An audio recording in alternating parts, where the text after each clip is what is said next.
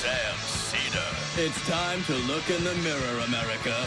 Do you like what you see? I keep referring to Obama as the magic Negro. Do you like what you see now? Well, suck on this. It's just a mirror, America. Shared sacrifice by everybody. What could it do to you except reflect your image? I did nothing wrong at the Minneapolis airport. The Majority Report. Far more credible to me than PBS and Frontline. The Majority Report with Sam Seder. Ever get the feeling you've been cheated?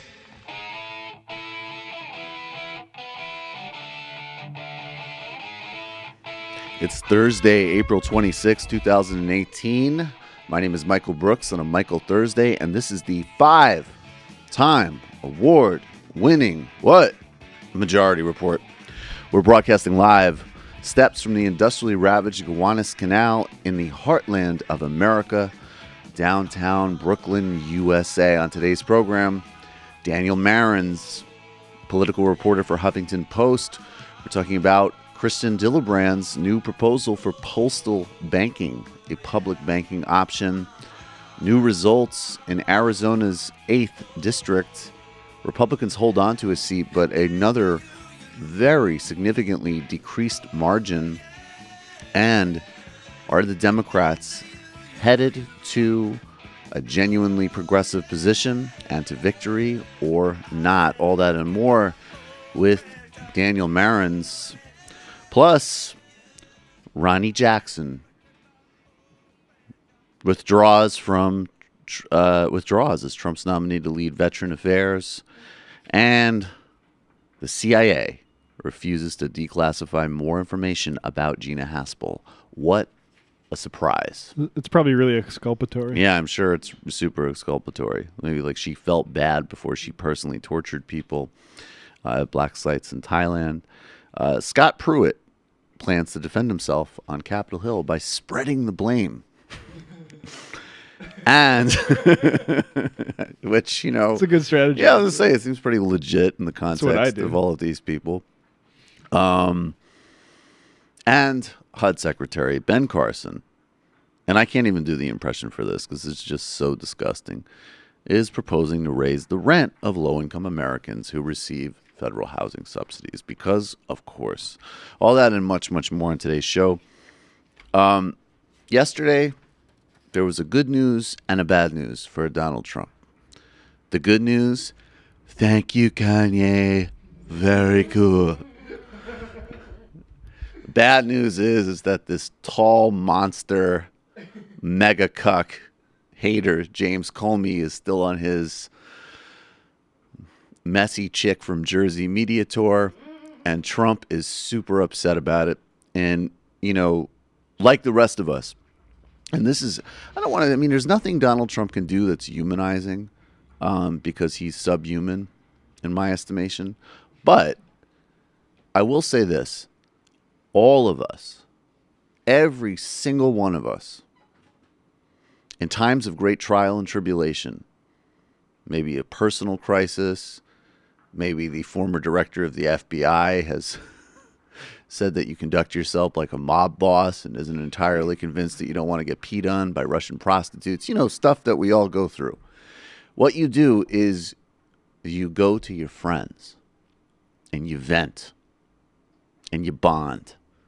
And that's why, and we have more clips of this, we're going to give you a little teaser of the first one here. Donald Trump went on Fox and Friends to be with his friends to talk about people who are not their friends. Gave it to a friend to leak classified information. It's all classified. It was totally classified. So he did an illegal act, and he said it himself, in order to get a special counsel against me. So the special counsel, and by the way, and Intelligence Committee and everybody else has found no collusion. There's no collusion with me and the Russians. Nobody's been tougher to Russia than I am. You can ask President Putin about that. There's been nobody between the military and the oil and all of the other things that I've done. The aluminum tax, they send us a lot of aluminum, and I put tariffs on aluminum coming in. The 60 people that we sent out, the 60 so-called diplomats, nobody's been tougher. Nobody's even been close to as tough tough as me, and we hear this nonsense going. So there's no collusion whatsoever. Well, Comey, what he did, Brian, was terrible. He leaked classified information in order to try and get a special counsel. He says And it I'm wasn't very classified, disappointed. Mr. President. He says it wasn't classified. Oh, it's totally classified. This is another irresistible. Like, could you imagine that same scenario? Like Obama on Amy Goodman, just like, yeah, and they did it. It was totally classified, and it was a lie. It was a pathetic.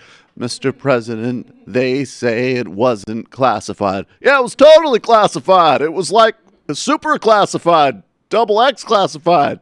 Whenever there are interviews like this where Trump's on his home turf, I think about like all those write-ups where they're like, he's a genius of language. He knows how to break down the media better than anyone ever. It's like... It's instinctual. Yeah, it's just this is remarkable. I'm tapped into Jungian archetypes. Oh, my God. The whole thing is really worth watching for anyone following along at home. Well, we definitely are going to get to more of it. Yeah, we got about fun 3 half. more minutes of it, but yeah, it is 7 minutes long. Yeah. Don't you worry. It's like a FDR fireside chat. Right. Oh, And by the way, it was totally... It was a total failure. There are tapes of FDR talking about like political opponents having affairs. Actually, White House tapes. I wish that our Democratic presidents were more like that. Frankly, I demand that when Bernie's president, he come on my show and Majority Report and be like, "Oh yeah, because they're losers, because it was totally classified, and by the way, it was also stupid, and no one's been better on it than me." We're going to take a brief break. We'll be right back with Daniel Marans. This is the Majority Report. Good times. There's gonna be good times. Good times. I know there's gonna be work every day till we meet ends. I fi turn it up on the weekends. Bust a toast to your real friend. Tell me what you're drinking, girl. I know there's gonna be good times. Running up out of money. There's gonna be good times. There's gonna be good times. Good time, eh? Good times, there's gonna be some good times. Man, we used to pull up and let them fight at that hood time. Remember I used to grab on that ass when it was about that wood time. It that little bitch walk up tripping, she get that much time. I don't waste time, I don't waste time. I don't have patience, baby. She gon' get on top of the dick and she gon' squish it like squish. She go fast, she speed racing.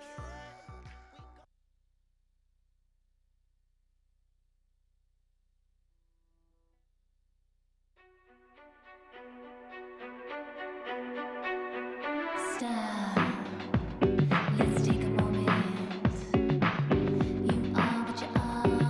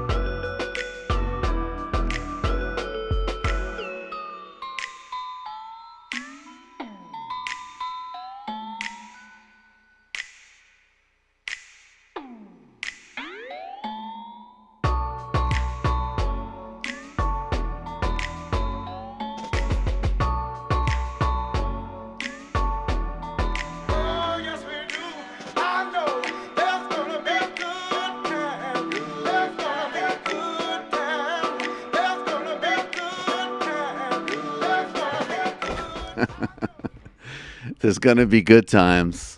I think some people in the chat maybe noticed something in a certain sense. Joining us now is Daniel Marans. He is a reporter based in Washington, D.C. for the Huffington Post. Dan, thanks so much for being here. Great to be here, Mike. It's a pleasure talking with you. It's been too long, man. There's a couple of things that I want to get to, and we'll start, I guess, on a policy level. We can assess her motives and sincerity and how this fits into the sort of broader context of the sort of internal democratic struggle right now. But you have a new piece on Christian Gillibrand proposing a postal banking option, and it's one of these things that, I mean, probably people in this audience already have a sense of and how positive and beneficial it could be. It sounds a little wonky, but there's major implications for lower income people accessing financial services and also protecting people across the board from predatory lenders. Yeah, it's pretty interesting. First of all, Mike, I really gotta correct you on something. It's Kirsten. Oh, it's not Kristen. This is a mistake that Jesus and Mero made when she was on their show. Exactly. I want to naturally. I want to give her that respect. Yeah, I mean, there's a lot of commonalities there. But yeah, like this has been something. Look, certainly, as many people in my mentions have told me, and I certainly knew this, that Bernie Sanders and Elizabeth Warren were a little bit more have already spoken sort of vocally in favor of this. There's a guy named Dave Dayen, who I'm sure your listeners know, who's been beating this drum for a hell of a long time. Yep. And the Postal Service itself. I mean, the Inspector General of the Postal Service was like, "Hey, we need money. This looks like a pretty good deal." Mm-hmm. And that's kind of a secondary motive there. But basically, for those who aren't familiar or maybe need some refreshing, in the United States, until from 1911 to 1967, there was postal banking. You could basically open up an account, put your money there. They would give you some low interest rate, and then you'd be able to put it in and withdraw it. There was no lending, so it wasn't a full kind of basic banking service, if you will. But this has precedent in the United States. And around the world, in the vast majority of developed nations, there is a more sophisticated form of this, whether it's to the point where, you go to France, if you see a post office, there's like an ATM thing on the side there. And, I remember that from studying abroad there. They may not all have lending services, but that is the key the super progressive piece of this, because if you've got a bank account for a low-income person or someone in a rural area without a bank branch or someone in a deeply under-resourced, disinvested part of an American city that are overwhelmingly black and brown, and frankly, if you don't have enough money, there's all kinds of fees and balance issues.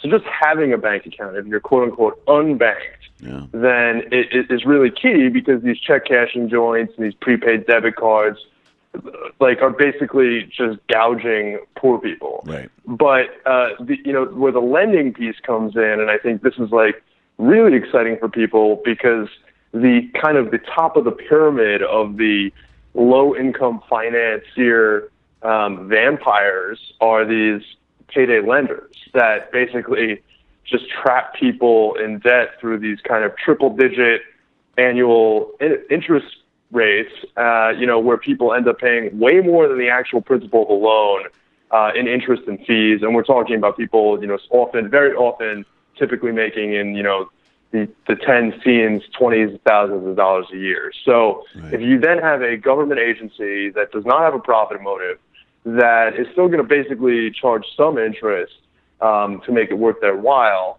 and maybe to guard against some risk,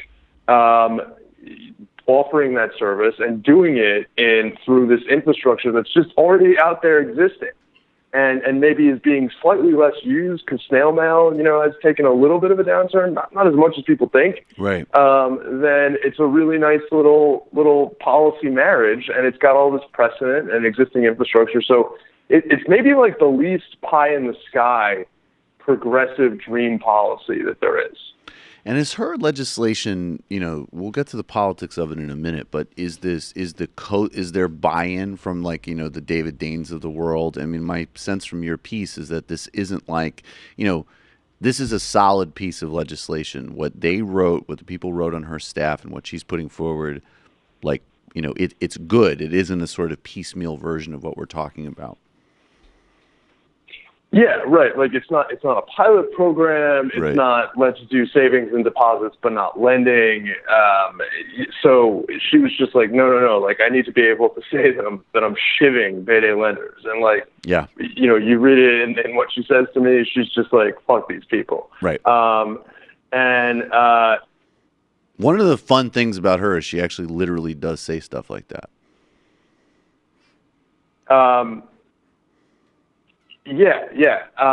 No, that her rhetoric has totally changed. I'm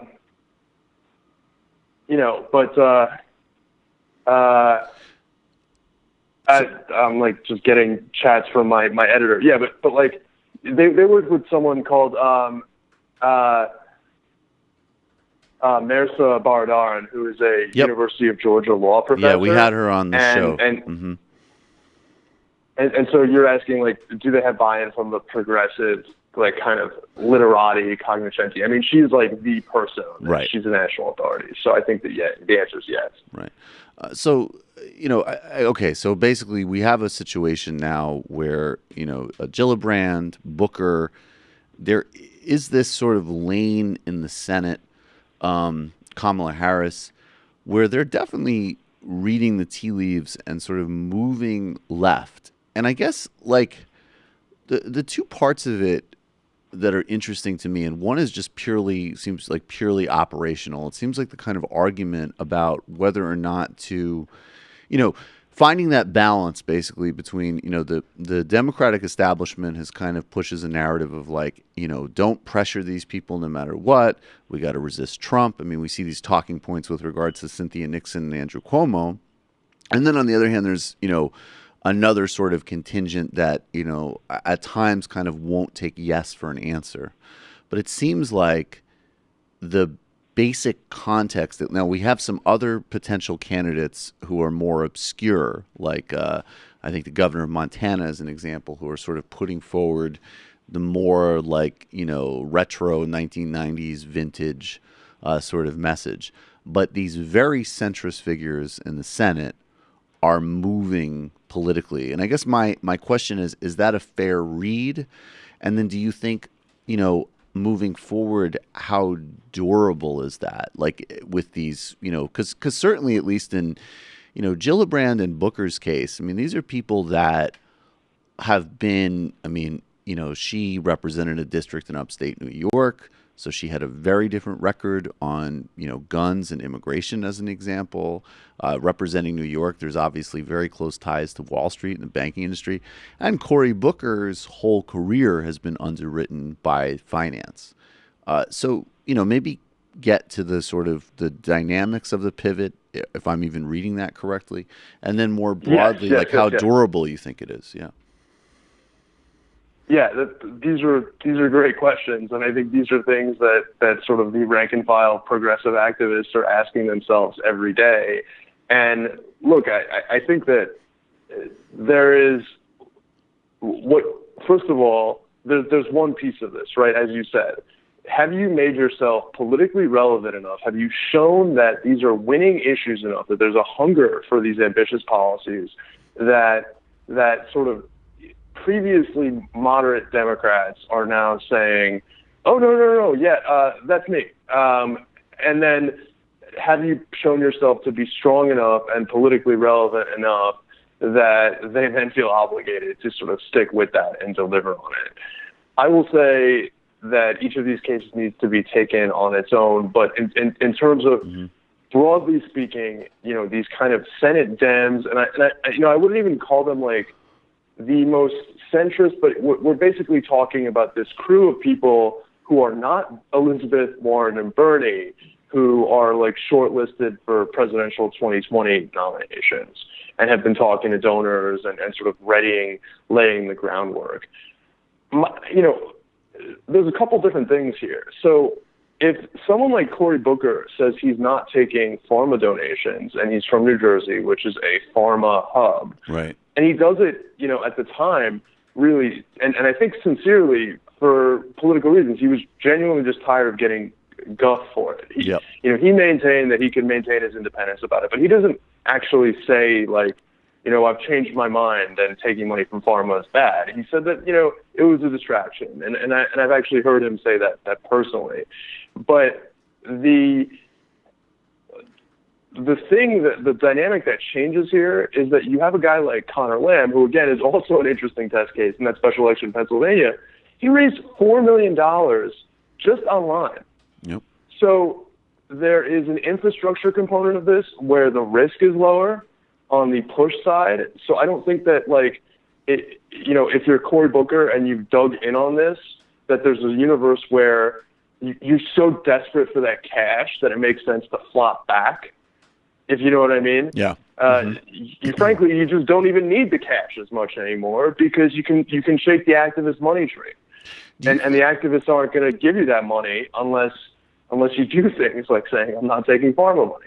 Right, no doubt. So do you think then in the context of you're talking with activists, and we'll get to the Arizona special election in a minute, but that's very interesting to me because it strikes me that if activists are exerting some of that power, and let's not overread it, but at the same time, someone like Cory Booker representing New Jersey with his political record, the simple reality of him not taking pharma money is actually a small sea change in American politics. There's no doubt about it. On the activist side, what I'm wondering is, do you think that there's a perception from that sort of success and pressure that not only do they need to keep it up, even if, say, Bernie's elected and you have an actual for real progressive president, that because the forces basically of corporate oligarchy are structurally aligned to benefit in this country against broader public interest, that action and pressure is going to need to be continuous. And does that also, you think, some of that same energy that gets applied electorally, do you think that some of these activists are also thinking about more broadly, like what are all of the things that we need to bring to bear on this? Protest, exposure, local action. I guess what I'm saying is there a sort of, in this resurgence of action and some of the results that it's getting, do you think on the activist side it's also getting framed to include but extend beyond even like the game of Democratic Party politics? Oh, interesting.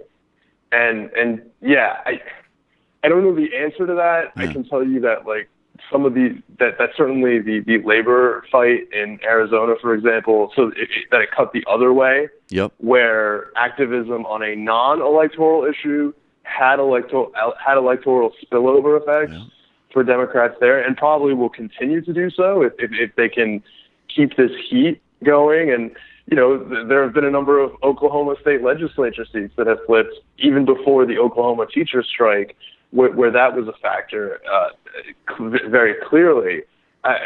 So do I think that if a factory shuts down and they're thinking about it and it's in bankruptcy deliberations and you've got a hot Democratic primary in that district, that someone's going to see that and that's going to then, or that activists are going to mobilize on behalf of a particular candidate, and then that's going to be an existing core for labor to take advantage of or something like that. I assume we're talking about labor, we're talking about criminal justice, grassroots activists and everything like that. Yeah, exactly, right. I haven't, I don't know that I've seen it yet go the other way in the sense of having moving the needle electorally, reaping benefits for people in kind of like public policy fights, social movement type fights. Maybe actually, maybe the best example of that is in the case of Dominion Energy in Virginia, which I spoke about on this show, where you had this blue wave at the state legislative level, and it's all these little tiny groups, Network Nova, Network Northern Virginia, which is like, we can basically think of all these groups as indivisible groups. They're reading the Indivisible Guide and, the hashtag resistance, and they include like sort of dyed-in-the-wool lefties and kind of more run-of-the-mill Democrats, and even some people that are maybe just pissed off at Trump. No. Is that they were able to really reform, like sort of tighten up and buck the Democratic Governor Ralph Northam, or not necessarily buck him, but force him into a position where he was signing an energy regulation bill that was a lot tougher and blocked this issue of double dipping by the utility companies, precisely because they had this existing network from the mobilization in November for the election. Right. I think that's exactly what I would be. And I also just want to add to the mix, too. I think the other, I think what Larry Krasner is doing as DA in Philadelphia is also really sort of putting even more pressure if you're running some type of particularly left campaign where you're going into some type of, executive position, basically. I mean, he's setting a roadmap of I'm delivering. Right? Like I didn't, campaign on all this stuff and now I'm in office and I've got to placate all these other interests. Like I'm just doing it. And I actually think in a certain way, it doesn't, it's not, I mean, it was national news again yesterday because of Meek Mill, but I think he is also a kind of subtle sort of prompt and raising expectation levels across the board too.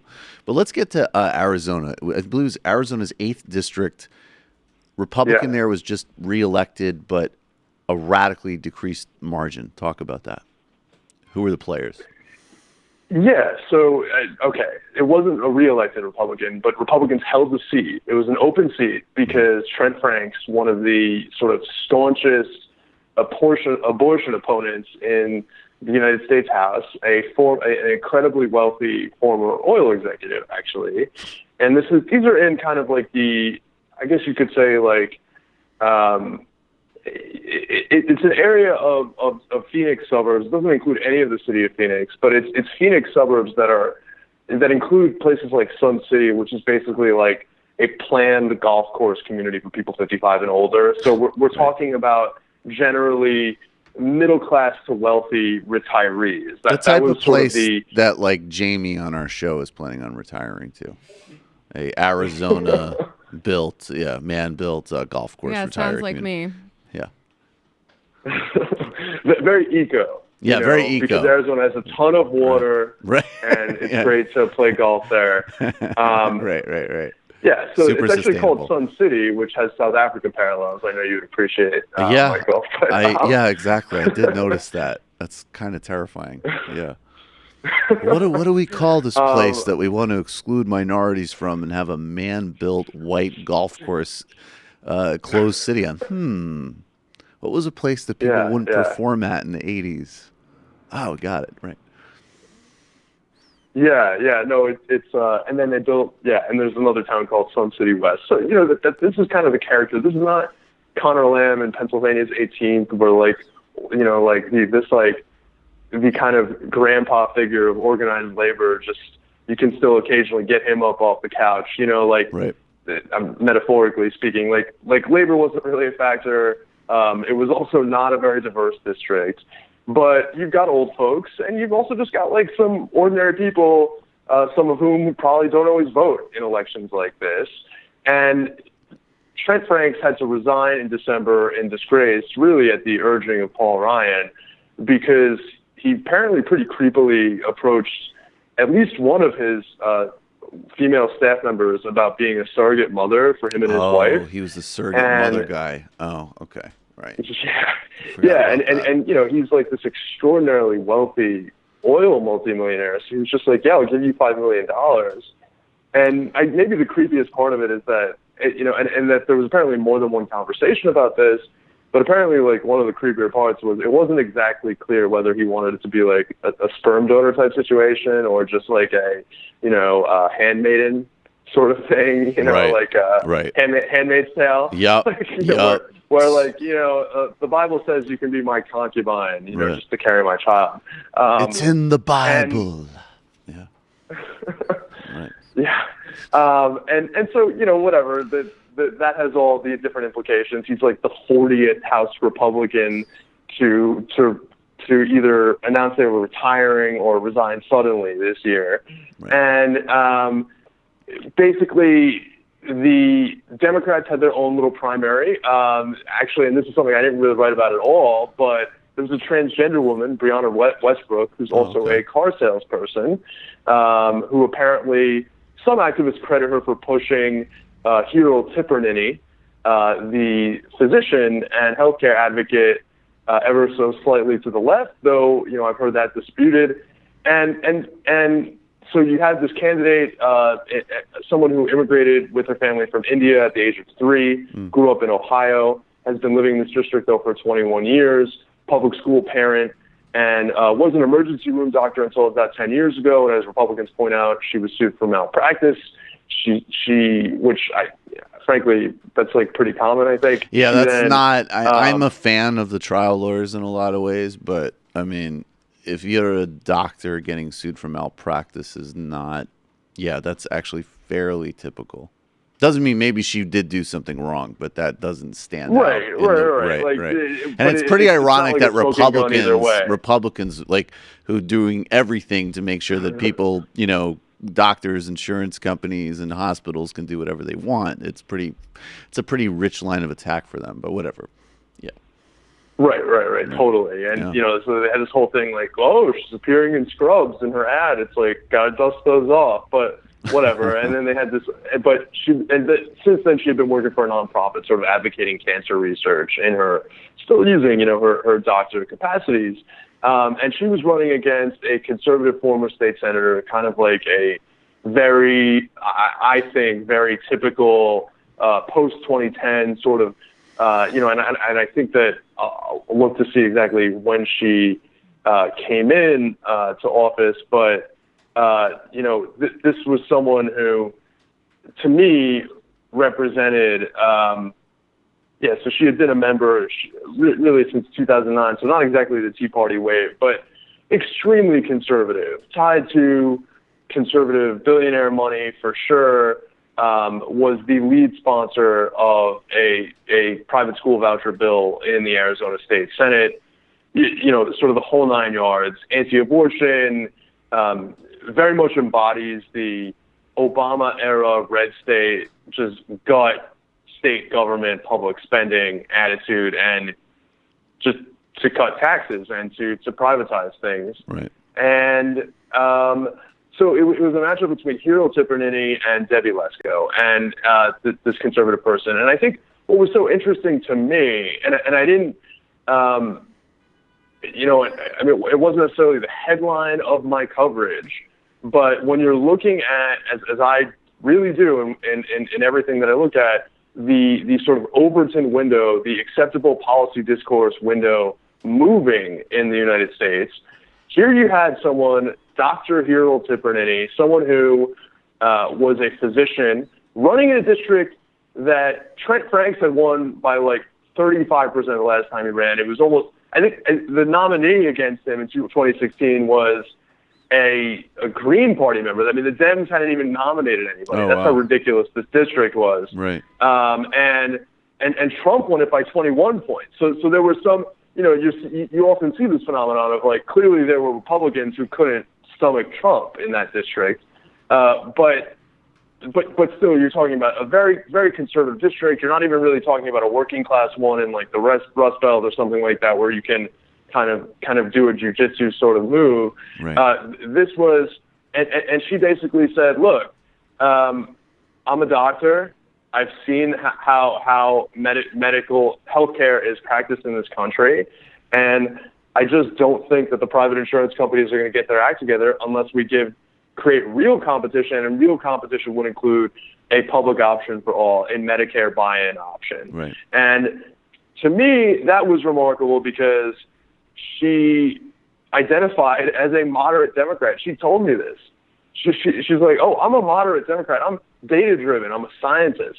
But in terms of her actual policies, she was for Medicare buy-in, and she only lost by something like between 5 and 6 points in a district that Trump won by 20 points. So I think that's incredibly significant. And she also leaned heavily into defending Social Security and Medicare, which is interesting, and maybe politically expedient in a senior-heavy district.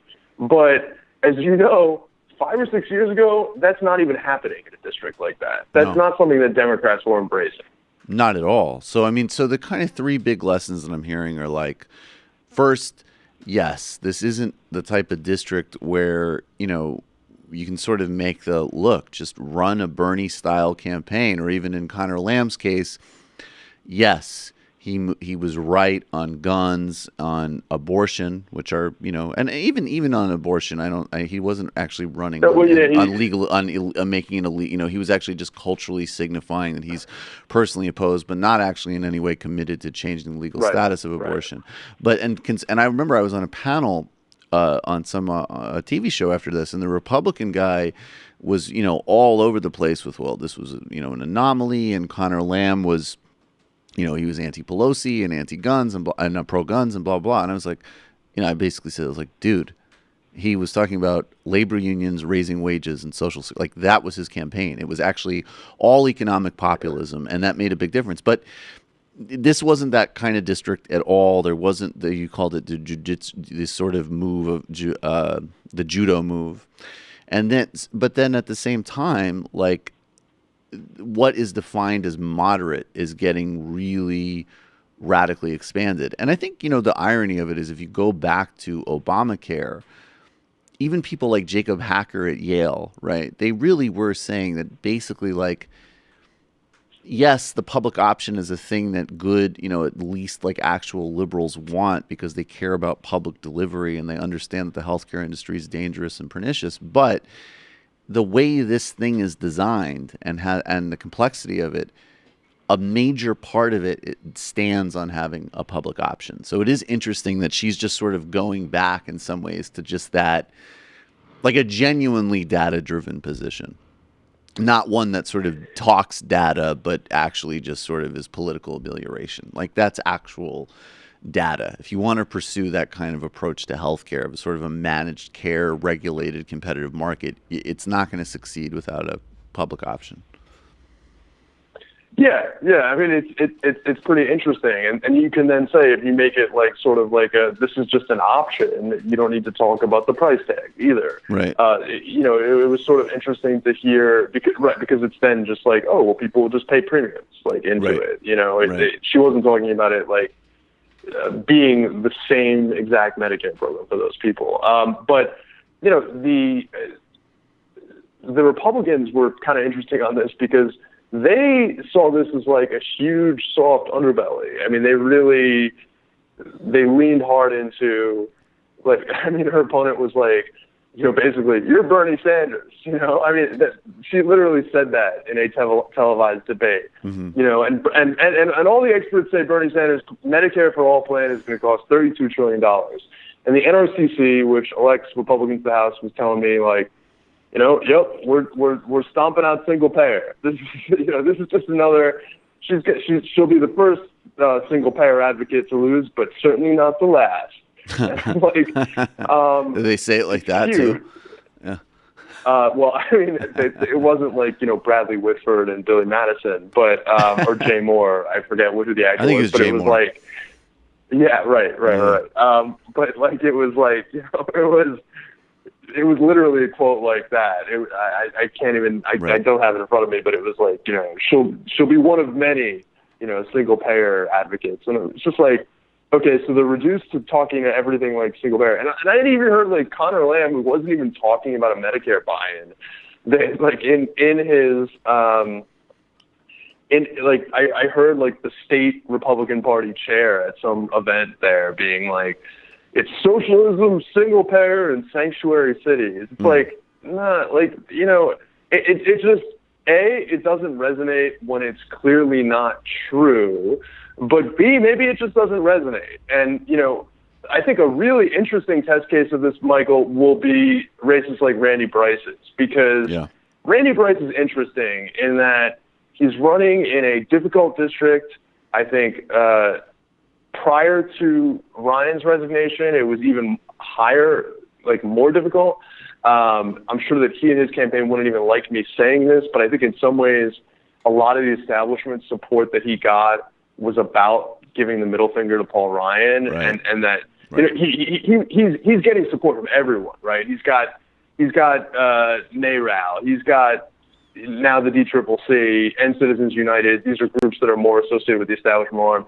And of course, he was recruited by the Working Families Party, and he's endorsed by Our Revolution, and on and on and on. And I think the people that are really excited and driving his candidacy are still progressive activists. But I almost feel like national DC-based Democrats were kind of like, well, he's almost sort of like, yeah, we got this really authentic blue-collar guy that we can pit against Paul Ryan. Isn't that a nice little narrative turn for us? Right. Whereas now it's like you don't have the Speaker of the House in there with $11 million in cash on hand who can just raise millions, with the snap of a finger. This is looking like a real race, and you have the situation where the D-Trip basically, I think, was forced to deal seriously with them because of how much money he raised. That one of their red to blue candidates is just not only an out and out Medicare for all advocate, but an abolish ICE guy. Yep. So that's, I think, and I'm keeping my eye on a bunch of those. One dynamic that's interesting and that I'm thinking about writing about is that because you talk about this kind of cohort of Senate Democrats that is really, and by the way, just talking about Kirsten Gillibrand, if she is, sort of just putting it on or really kind of, if it in any way is, look, we know that it's politically expedient, but if it in any way doesn't reflect her values, that she hasn't actually moved in terms of her core convictions, I will say from having spoken to her, she's damn good at sounding like it. Right. And that was not something that you could say of Hillary Clinton, for example. Hillary would check the box. Right. She'd be like, oh, now I'm against TPP. And it would be in like some press release and, but like Gillibrand is like, no, like not everything should be for profit. What has this country become?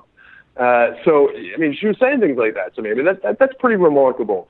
But what's interesting to me, and it may be a function to some extent of gerrymandering, it's a function to some extent of the election year thing, is that these big, ambitious, progressive ideas are coming out of the Senate and not the House. Yeah. And it's the House campaign arm, the D-Trip, that is doing all this sort of like heavy-handed intervention in primaries with what I would, I think is a very narrow idea of what an electable candidate is in general election.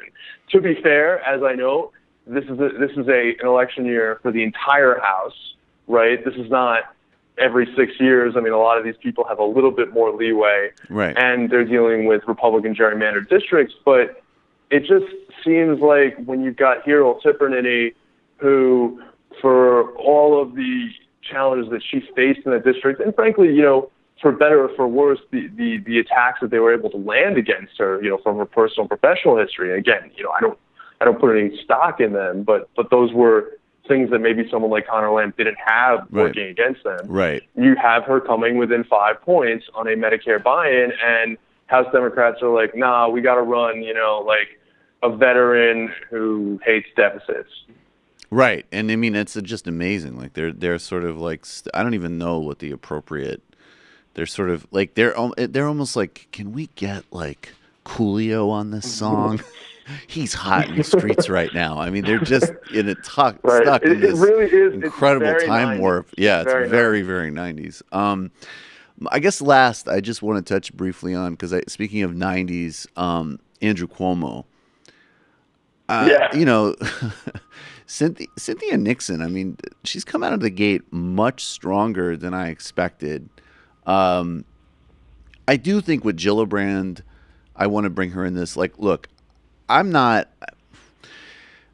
think to some extent, I mean, unless it's somebody like Andrew Cuomo, who is just really, in my view, just fundamentally untrustable. So even if he is moving left, I want him gone and I want him to lose, because I just think he fundamentally is both not trustworthy and actually is, to the extent he's committed to anything, he is committed to a, very right-wing, very finance, real estate, and charter school oriented with some nods to social liberalism. Like, that's what his politics are. Maybe somebody like Gillibrand, right. She's reading the same things that everybody else is reading, and just like some aspects of the sort of, liberal elite, for lack of a better phrase, they're following the trends and they're moving a bit more left, and they are reading, smart professors who are advocating, postal banking. I mean, these people are not immutable and uninfluenceable. But at the same time, to me, there is a rubber meets the road thing in that she did endorse Cuomo, and that does kind of reinforce, her allegiance, I think, to, a really broken system. But I just want to know, at the very least, is Cynthia Nixon any hopes? Because I think he was gearing up. He did have 2020 ambitions, as delusional as they may be. Is she at the very least totally kneecapping them? Could she actually win? And what is de Blasio's role in all of this? Those are like the three things I'd like you to ring on before we close. Well, I'll start with the last, which is, I think it's pretty obvious when the two political consultants who engineered de Blasio's successful 2013 mayoral run, Bill Hires and Rebecca Katz, are at the helm of Cynthia Nixon's campaign, that this is at the very least going on with de Blasio's blessing, right? I mean, if de Blasio, I'm not like super well sourced in that world to the degree that I can say, like, I'm hearing that he gave her the nod. We do have de Blasio telling Naomi Kahn a couple of months before Cynthia Nixon's announcement that he wanted a vibrant primary for Cuomo. That's not something that you ordinarily hear Democrats saying about an incumbent Democratic governor. I think that her run is modeled on de Blasio. I think it's modeled on the understanding that Andrew Cuomo's hold on Metro New York, which really sank Zephyr Teachout, is not unshakable. And I think one of the really remarkable things, and to get to the second question, whether she's electable as governor, I think one of the really remarkable things about Cynthia Nixon is that, people sometimes sort of, they look at a figure like Bernie and they're like, I know his heart is in the right place on racial justice. I wish he would just say it a little more. And Cynthia Nixon says it all the time. Mm-hmm. I mean, she really, every speech she gives hits corporate Democrats, hits establishment Democrats, talks about taking on finance and real estate in New York, talks about universal benefits, ambitious progressive legislation, and then talks about how they intersect with housing segregation for black families in New York City who are getting pushed out of their neighborhoods. Right. And talks about how they intersect with the school to prison pipeline. Right. And so that is such a prominent part of her stump speech that they can't ever really use that against her. And that, I think, the way she talked about how we need to legalize marijuana. I mean, across the board, that's the right policy, but she connected it specifically to the already, the de facto realities in a place like New York, that things like arrests for marijuana were, you could go to a time when it was not decriminalized and it was illegal, and you could walk around certain neighborhoods and smell it everywhere, and it was just not going to be enforced. And in other neighborhoods, neighborhoods of color and working class neighborhoods, that was the opening door of stop and frisk and all the rest. So I mean, she zeroed right in on both the policy that's universally right and the racial disparities of it, and she has been doing a pretty good job of that. Yeah, no, and she sort of like has this line about John Boehner getting rich off of that, and how you need to make sure that not just that you legalize it, but that you sort of include the communities that have been disproportionately punished by the criminalization policy make sure they share in these new opportunities and in that wealth. Look, she's got an uphill battle. There is enormous power and incumbency. It's a powerful governorship in New York. I think that this is not the same. If I were reading tea leaves, and first of all, she shaved 16 points off of Cuomo's lead in a poll. within 3 weeks. I mean, from the start of her campaign to right around when she got the Working Families Party endorsement. That's pretty significant. That means that she's getting out there, that there's a little bit more name recognition there. This is not this is a post-Bernie Sanders New York primary electorate. So it's not the same thing as in 2014. And you have a governor running for a third term. So a third term, like most states don't even allow that, or maybe not most, but a ton of them significant don't. Amount, yeah. And you also have the fact that he's now in this dance where whatever progressive not pivot he makes, because he is just an incredibly calculating person, and that should be used to everybody's advantage, and that can have good dividends, right? But the story is always, he just gave parolees, however many tens of thousands of parolees the right to vote. Cynthia Nixon's doing a good job. And so that's kind of an awkward dance that I don't know that he had to do when he was up against Zephyr, because a lot of the stuff that with Zephyr, it was sort of future promises, and then people got burned. And so it's really, really, really interesting to watch. Cuomo was already not very well liked upstate, just I think probably for cultural reasons, that he sounds like a New York City guy. He's got that Queens accent, and he's also pretty heavy-handed on the cultural issues, which Cynthia will be too, but maybe in a less, I don't know, maybe she'll pick him up on other issues like, clean water and well, yeah, I think rights. that's the bet, right? Like, hey guys, like, look, we're gonna move forward on LGBTQ community. We're gonna be clear on reproductive justice, but we're not. You're not just a backwater to economically exploit and environmentally pollute. I mean, that's basically Andrew's message to upstate is like, the only people I care about are financiers and a handful of modest moves on social issues. And besides that, you can go screw yourself. So I think, I mean, it would make sense to me that would be like kind of the fair, trade-off. And I don't know if New York, there's a difference between people being a bit more, moderate or conservative or slow-moving versus like reactionary. And I don't think anybody who's in a Democratic primary is going to be, reactionary on those issues. That's my read. Oh yeah, definitely not in the primary. Definitely not in the primary. And I think the New York GOP is just in such shambles at this point that talking about the general seriously is just it's pretty hard to imagine, especially in a midterm year like this with the national environment. Look, and I'll leave it on this. I'm looking very closely at the race because I think it would be. There aren't a ton of great progressive proofs of concept yet on in a challenging primary or in a swing district or something like that, where the left candidate won the primary and then won the general, and then people can then point to that and say, look, this approach, it doesn't just work with Pramila Jayapal in Seattle.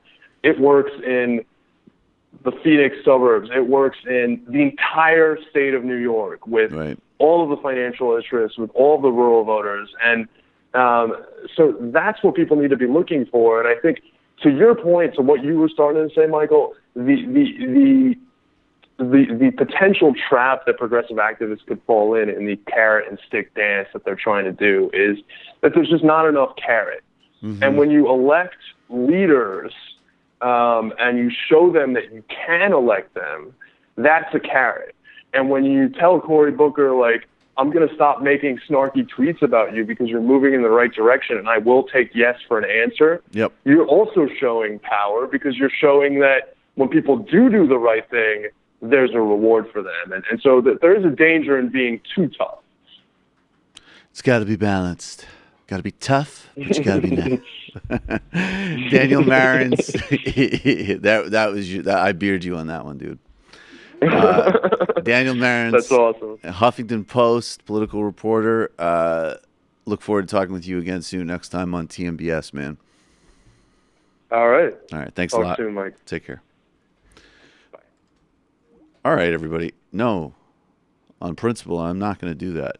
Skype always asks you to review their calls after you're done with the call. And it's do really some irritating. free labor for us. Yeah. A tech company, do us some free labor by giving us your opinions. Exactly. Tell us what we're doing wrong for free. Yeah, exactly. Isn't Skype free though? Who cares? They're making they're good. Twitter's free and free. It exists entirely because of our free labor that we give it. You should check out the Twitter update that happened yesterday and turn that off your phone. Brendan scared Sam about this because what happened? It asks you to just give everything away, basically. Give us all your data. Let us backdoor into all of your data to help you out. Oh.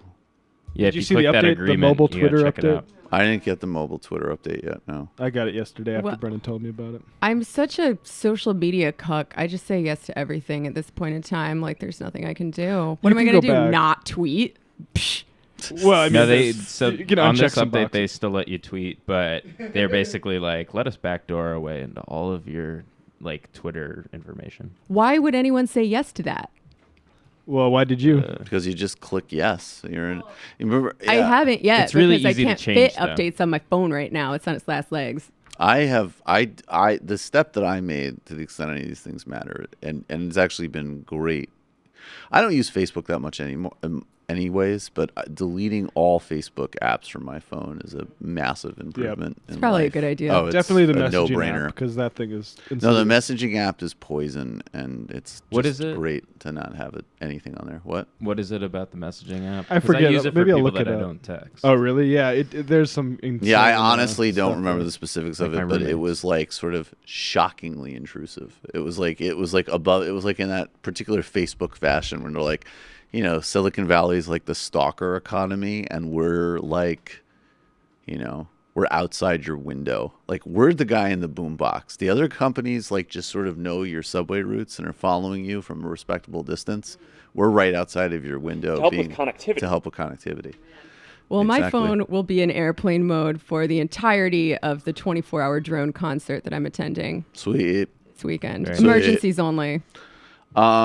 Guys, become a member of the Majority Report today, majority.fm/become a member. JustCoffee.coop. There's still, till the end of the month, 30% off of fair trade coffee, tea, or chocolate. Coupon code. I don't even know if there's a coupon code. I think it's just 30% off the whole shebang. We should have it on the blog post. So go to justcoffee.coop, get an amazing deal on all of your favorite fair trade blends. Check out, of course, The Michael Brooks Show, patreon.com/TMBS, or on iTunes, or on our YouTube channel.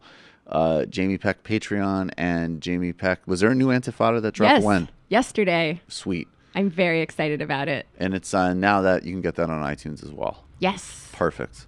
All right, guys. We'll see you on the flip side. You are in for it. All right, folks. 646-257-3920. See you in the fun. Are you ready?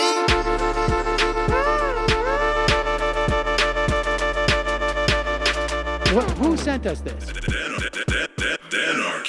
Alpha males are back. Boy is back. And the alpha males are back. Just as delicious as you can imagine. The alpha males are back. Boy is back. And the alpha males are back. Just want to degrade the white man. Alpha males are back. I take all of it in my throat.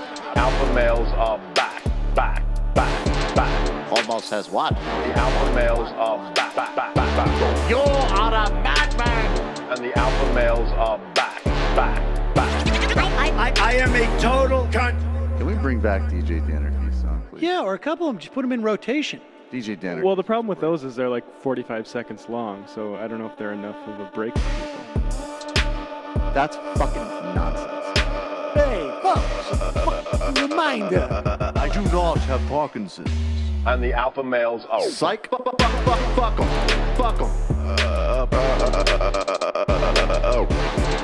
Almost says what? Almost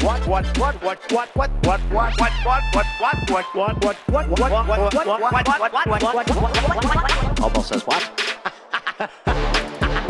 Hell of a lot of bank. Hell of a lot of bank. Hell of a lot of bank. Hell of a lot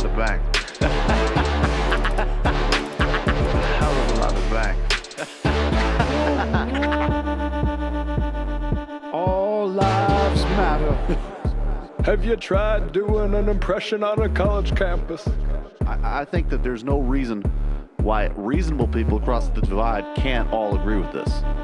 Psych. The alpha males are back. And the Africans are black Africans. The alpha males are back. And the Africans are black. See Donald Trump out there, doesn't a little part of you think that America deserves to be taken over by jihadists? Keeping it 100. Can't knock the hustle. Come on, fuck 'em. Fuck things I do for the bigger game plan. By the way, it's my birthday. Happy birthday to me, Jew boy. I have a thought experiment for you. And the alpha males are back. Africans are black. Alpha males are back. Africans are black. Come on. Come on. Someone needs to pay the price for blasphemy around here. I am a total pussy. The great, the genius, DJ Danarchy. You're calling from a 405 area code. Who are you? Where are you calling from? Hey, it's Gregory from Oklahoma. Gregory from Oklahoma. How are you, Paisan? What's going on? I'm all right. How are y'all? Paisan. Brendan just said something off mic. Sorry. He goes, Paisan. Oh. Yeah, go ahead. I'm good. How are you? Okay. I'm all right. Getting close to the ending of the semester. Congratulations. Yeah. Let's see here. And I just wanted to call and say thank you for doing what y'all do. I haven't missed an episode of the Majority Report or Michael Brooks show all year, all semester, I guess. Thanks, man. Appreciate it. I enjoyed those shows. Let's see here. And thank you for being there. You guys have been there. I even watched the libertarian debates like all the time. Like that playlist that y'all have of libertarian. That's pretty funny. I watch them all the time. Yes. Oh my God. I've tried to get some of my libertarian friends to call in, but none of them have decided to call it. Yeah, that's a shame. So. I know Sam would really like that. Yeah, me too. That's what he lives for. But I just want to say thanks and keep it up. Thank you, man. Thanks for the insights from Okie. Thanks, brother. All right. Take care. Well, I don't know where the Paisan thing came from, Brendan, but I like it. I like it. In general, or? Just that. No, I know that it's an Italian thing. I'm Brendan, you aware of do that. have a microphone. Yeah, Brendan's like, I'm on mic. going to talk fucking off mic for the Paisan talk. He gets to sit in the special Yeah. seat with the Yeah. the second best mic, and Yeah, you got a boost. You're all good. You're right there. Take advantage of it. Let's do the rest of Donald Trump venting to his friends on Fox and Friends. Immediately. So he said, and you know the funny thing, he does these memos, and then fake news CNN, who's a total fake, they give Hillary Clinton the questions to the debate. Nobody. Can you imagine, by the way, if it's amazing to watch them just gave stand there me like the questions concerned. to a debate, they would have you out of business, Yeah. and they'd have me, you better get out of this campaign with that. They don't even bring it up. I mean, CNN, fake news CNN, actually gave the questions. Yeah, but don't worry about them. I want to ask you. But think of it. How bad is that? So anyway, Wait, kill me literally just to don't even think about her. You'll do much better next time. That's amazing. And then I have to say, okay, yes, there were the questions at the debate, whatever. Not good. But, I mean, dude, you literally, mocked and made period jokes about their lead anchor and didn't back down until basically you got the head of the network to throw her under the bus and back you. What are you talking? I think Hillary would take that over debate questions, like Jeff Zucker being cucked by her repeatedly. Hillary Clinton, I mean, every type of nonsense imaginable about Hillary Clinton was covered constantly, from like the real to the fake to the trivial. Can we just remember what those questions were? Those were that was for a Flint debate. It was a question about the lead poisoning.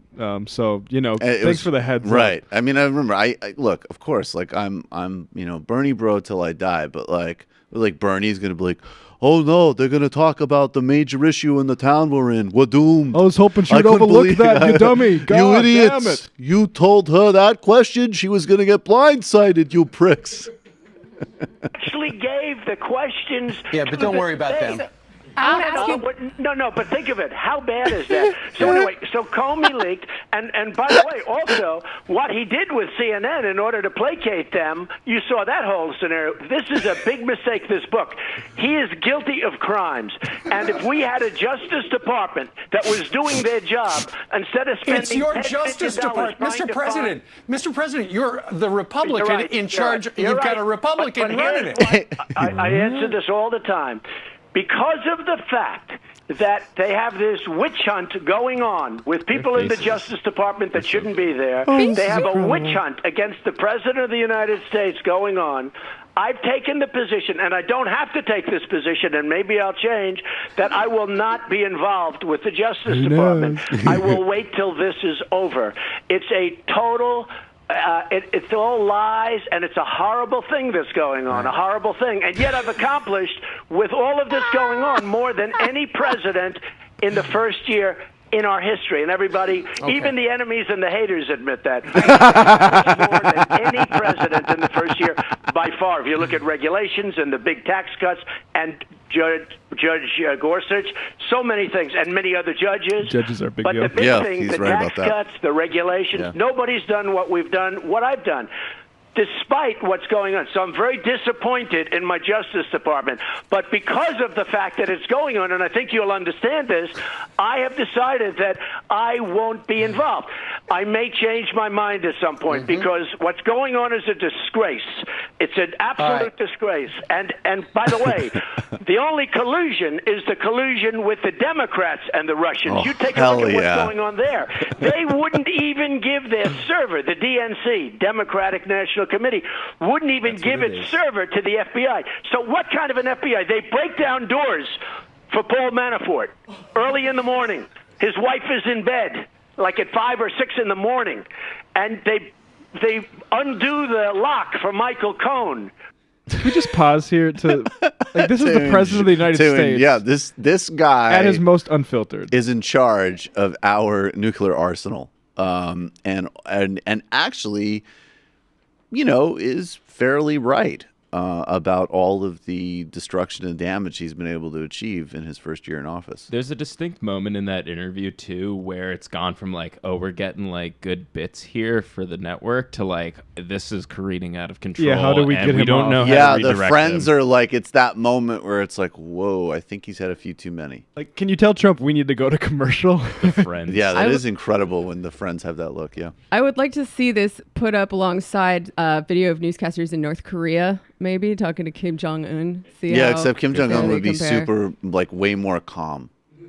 Kim Jong-un would be we're moving forward and we're having negotiations and the tripartite negotiations. And they would be Also, this is juvenile, but I would love to see a version where they add those blinky sound effects. Oh, that's a great idea. idea. Every time they blink? Yeah. That would be a great idea. I actually like Early in the morning. And yet they walk into the DNC and they won't give them the server. They say, we're not giving you the server. Oh, okay, we'll leave. That's not the FBI. That's a fix. Okay? Let's talk about Michael Cohen. Yesterday, through his attorney, he's going to be taking the fifth. What's your reaction to that, being that you work with him for a couple of decades as your attorney? He's a good person. What's at stake for you, Mr. President? Hey, look, Brian, you know Michael. Michael's been on your show, I'm sure, a lot. Michael. We know. You're involved too, Let me Michael. just tell you that Michael is in business. He's really a businessman, a fairly big business, as I understand it. I think that's true. Yeah, I think he is a businessman. Go ahead. I don't know his business, but this doesn't have to do with me. Michael is a businessman. He's got a business. He also practices law. I would say probably the big thing is his business, and they're looking at something having to do with his business. I have nothing to do with his business. I can tell you. He's a good guy. But isn't his business your attorney, Mr. President? Well, I have many. Just so you understand, I have many attorneys. I have attorneys. Shut up, Brian. Sadly, I have so many attorneys you wouldn't even believe it. How much of your, Mr. President? How much of your legal work was handled by Michael Cohen? Well, as a percentage of my overall legal work, a tiny, tiny little fraction. But Michael would represent me on some things. He represents me, like with this crazy Stormy Daniels deal. He represented me, and, from what I see, he did absolutely nothing wrong. There were no campaign funds going into this. Then why is he pleading the fifth? Would have been a problem. Because he's got other things. He's got businesses. And from what I understand, they're looking at his businesses. And I hope he's in great shape. Yeah. But he's got businesses, and his lawyers probably told him to do that. But I'm not involved, and I'm not involved. And I've been told I'm not involved. Okay, It came out of if you're Michael Cohen, you're listening to this, and it's been reported, like people said, somebody was like, I maybe might have been not Roger Stone. I think it was actually Maggie Haberman. I actually got a report on Donald Trump bullies and belittles and demeans Michael Cohen, and they said and somebody was like, well, he does that to every single person who works for him. And I think when you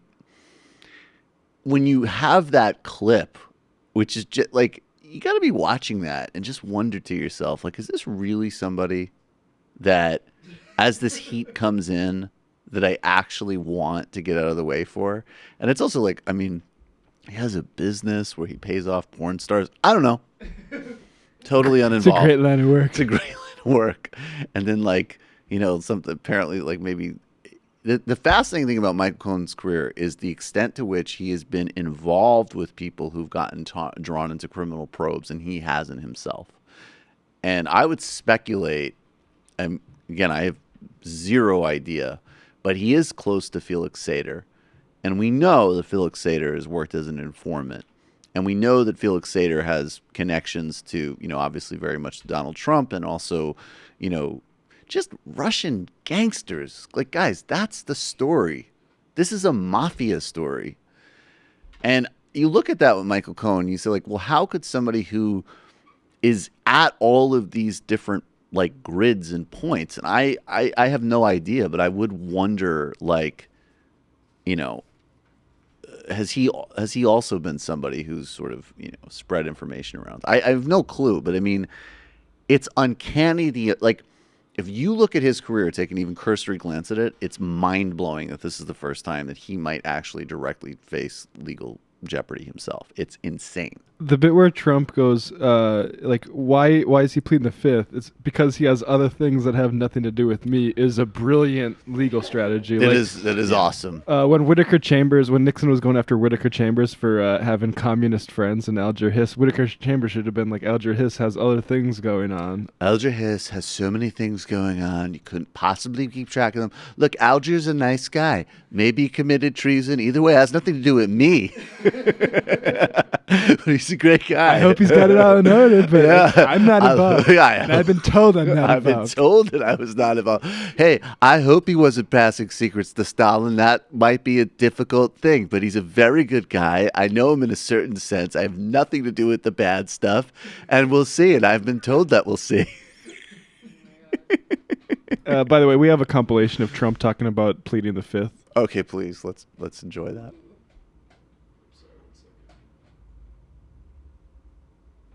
When you have your staff taking the Fifth Amendment, taking the fifth so they're not prosecuted, when you have the man that set up the illegal server taking the fifth, I think it's disgraceful. Fifth Amendment, Bob. The mob takes the fifth.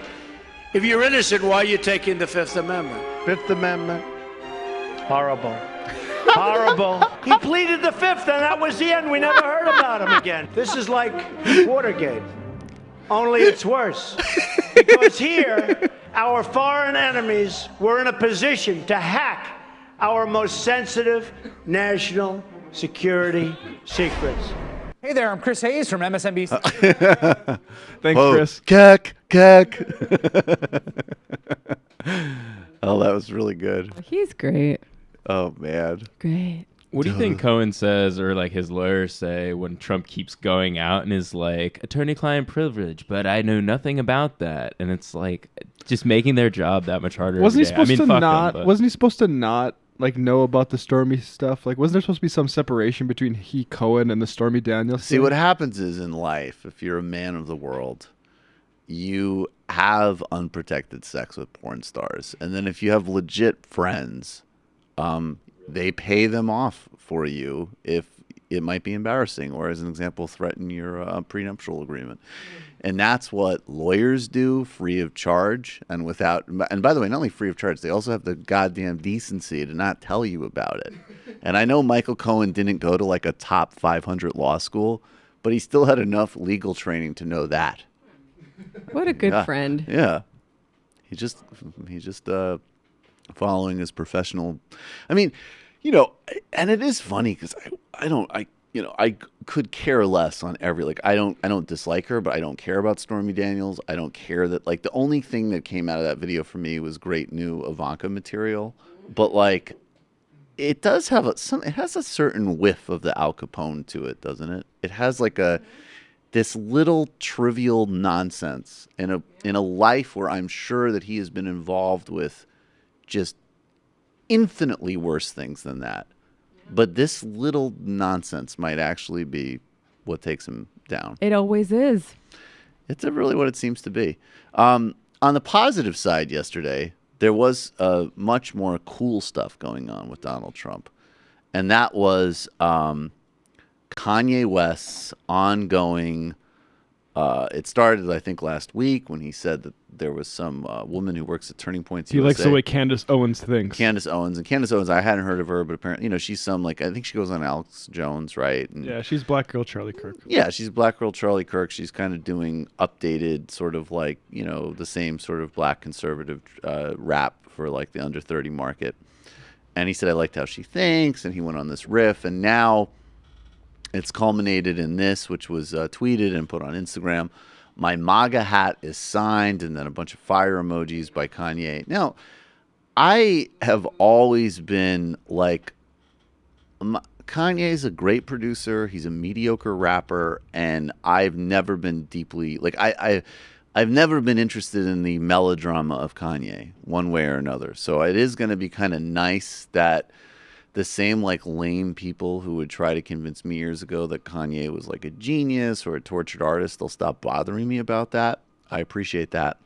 But there's nothing surprising about this. And on some level, I think Brendan was saying this before, like, it is really possible that this is just like, he's got a Kid Cudi and a Nas project coming out, and he needs to get back into the bloodstream. And there's nothing that's going to trigger people more than, going soft alt-light, alt-right Trump. I mean, it's not mutually exclusive, right? No, it's not mutually exclusive. He could be genuinely having a episode of some sort, right, and like somebody somewhere is pulling the strings to let him off leash during this album cycle. Synergy. Feeling like Jordan Peterson. Yeah. I do think he is a genius, and I like his music a lot, but like he's always said crazy shit. He's a genius producer. He's a super mediocre rapper and lyricist. I'm not a rap connoisseur. And going back to Jesus Walks, where he talked about the victims of welfare, we could already see the nucleus of this kind of nonsense. Going back to like whenever it was that fucking sanctimonious, irritating track came out. Don't try to make sense of him. No, there's a through line.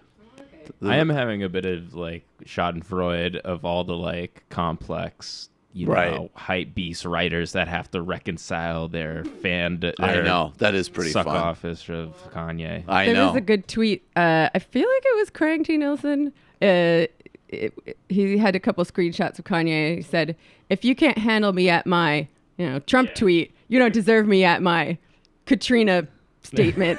That's right, George. Well, but on the other hand, now, unlike George Bush, who of course Kanye infamously said does not care about black people, we have a president who Donald Trump does totally care about black people. Totally cares. Thank you, Kanye. And so Trump put out this awesome tweet. He quote tweeted Kanye. Kanye wrote, And this is amazing that this is the one he chose to quote tweet, by the way, because there were one, like, he could have done the MAGA hat one. Yeah. But, like, this is, like, Kanye's most, like, you know, this is a super dated reference, but, like, Charlie Sheen circa 2011 kind of, like, you know, breakdown. And Kanye goes, you don't have to agree with Trump, but the mob can't make me not love him. We're both dragon energy. He's my brother. I love everyone. I don't agree with everything anyone does. That's what makes us individuals. The individual like Kanye said. Ooh, and a dragon. Dragons. Kanye's thinking deep. The shadow. Yeah, he read that and he was like, that's a cogent statement in support of me. And we have the right to independent thought. And then Trump just quote tweeted and he wrote, and Matt, we're going to have to do that bit for a second now. Thank you, Kanye. Very cool. Which I thought reminded me of my, like, Long Island grandmother, who was, like, when all of the other, like, you know, ridiculous hippies in my family, like, when they hated when I turned 13 and needed, like, Nautica and Tommy Hilfiger, and everybody else was like, don't be a consumerist. And my grandmother was like, right, because you're getting older, and now it's time to worry about what everybody thinks of you. Oh, Tommy Hilfiger. Very cool.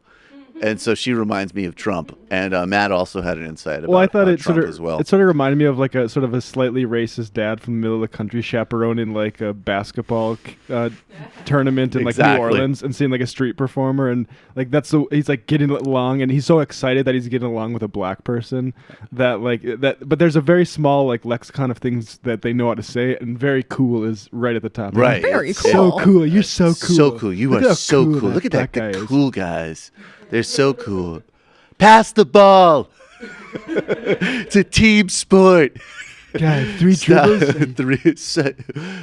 Ball movement. The football equivalent is, wait, you do a dance every time you tackle a guy? Yeah. Act like you've been there before. Act like you've been, yeah. There's the image of some, like, grotesquely bloated white guy sitting on a couch, like, scarfing, like, post-industrial death food, looking at, like, peak performance on a television screen and being like, act like you've been there before. I think actually in its own way encapsulates all of Trump's America. But at least Trump, like, what is cool about Trump is that Trump can meet Kanye on Kanye's level, which is that, like, hey, we're two egomaniacs who play social media. Same wavelength. Yeah, so it's like Kanye's dragon doing energy. It. Right. They literally both have dragon energy. But is that now, like tiger blood? Yeah, that's what I was thinking of the Charlie. Exactly, that's what I was thinking. I forgot, though, that it was tiger blood. I just know that he said something like that. The thing about Charlie Sheen was, like, I just remember during that, I was like, dude, like, he actually said some really funny stuff, and it was kind of entertaining, but it was like, he's going out and giving these interviews and talking like he's like Hendrix. And it's like, you're a drug addict who's on a bad sitcom and pays hookers. Like, that's not cool. Like, you're not Jimi Hendrix, dude. You're not like a rock star. You're the son of a famous actor. You're not like a tortured, brilliant artist who's addicted to heroin, who's like, you know, fucking resetting music. You're just like an asshole. Hey, 2.5 Men was his Kunstwerk, I think. Really underrated artistic that product. Kid's doing. To each their own. But now we get first Chance the Rapper came in, and I want to say, I think a lot of people are misinterpreting. Chance is actually, I mean, I like Chance's music a lot. He's actually probably one of my favorite, you know, of sort of contemporary rappers right now. He's not, and maybe he'll reveal himself, but my understanding of Chance is that he's definitely not a conservative. And he put out a response to, which actually in a way is totally right. And some of the reaction to Kanye does have like a very weird, I don't know what the right word is, but it's like paternalism. Yeah, it's paternalist. Yeah. I said that right. Yeah, it is paternalist. The guy does not have to be a Democrat. You know, he does not have to be anywhere on a particular grid. And Chance the Rapper just intervened by saying black people don't have to be Democrats. Now, a follow-up thing that I think I also heard that he said was that the next president will be an independent.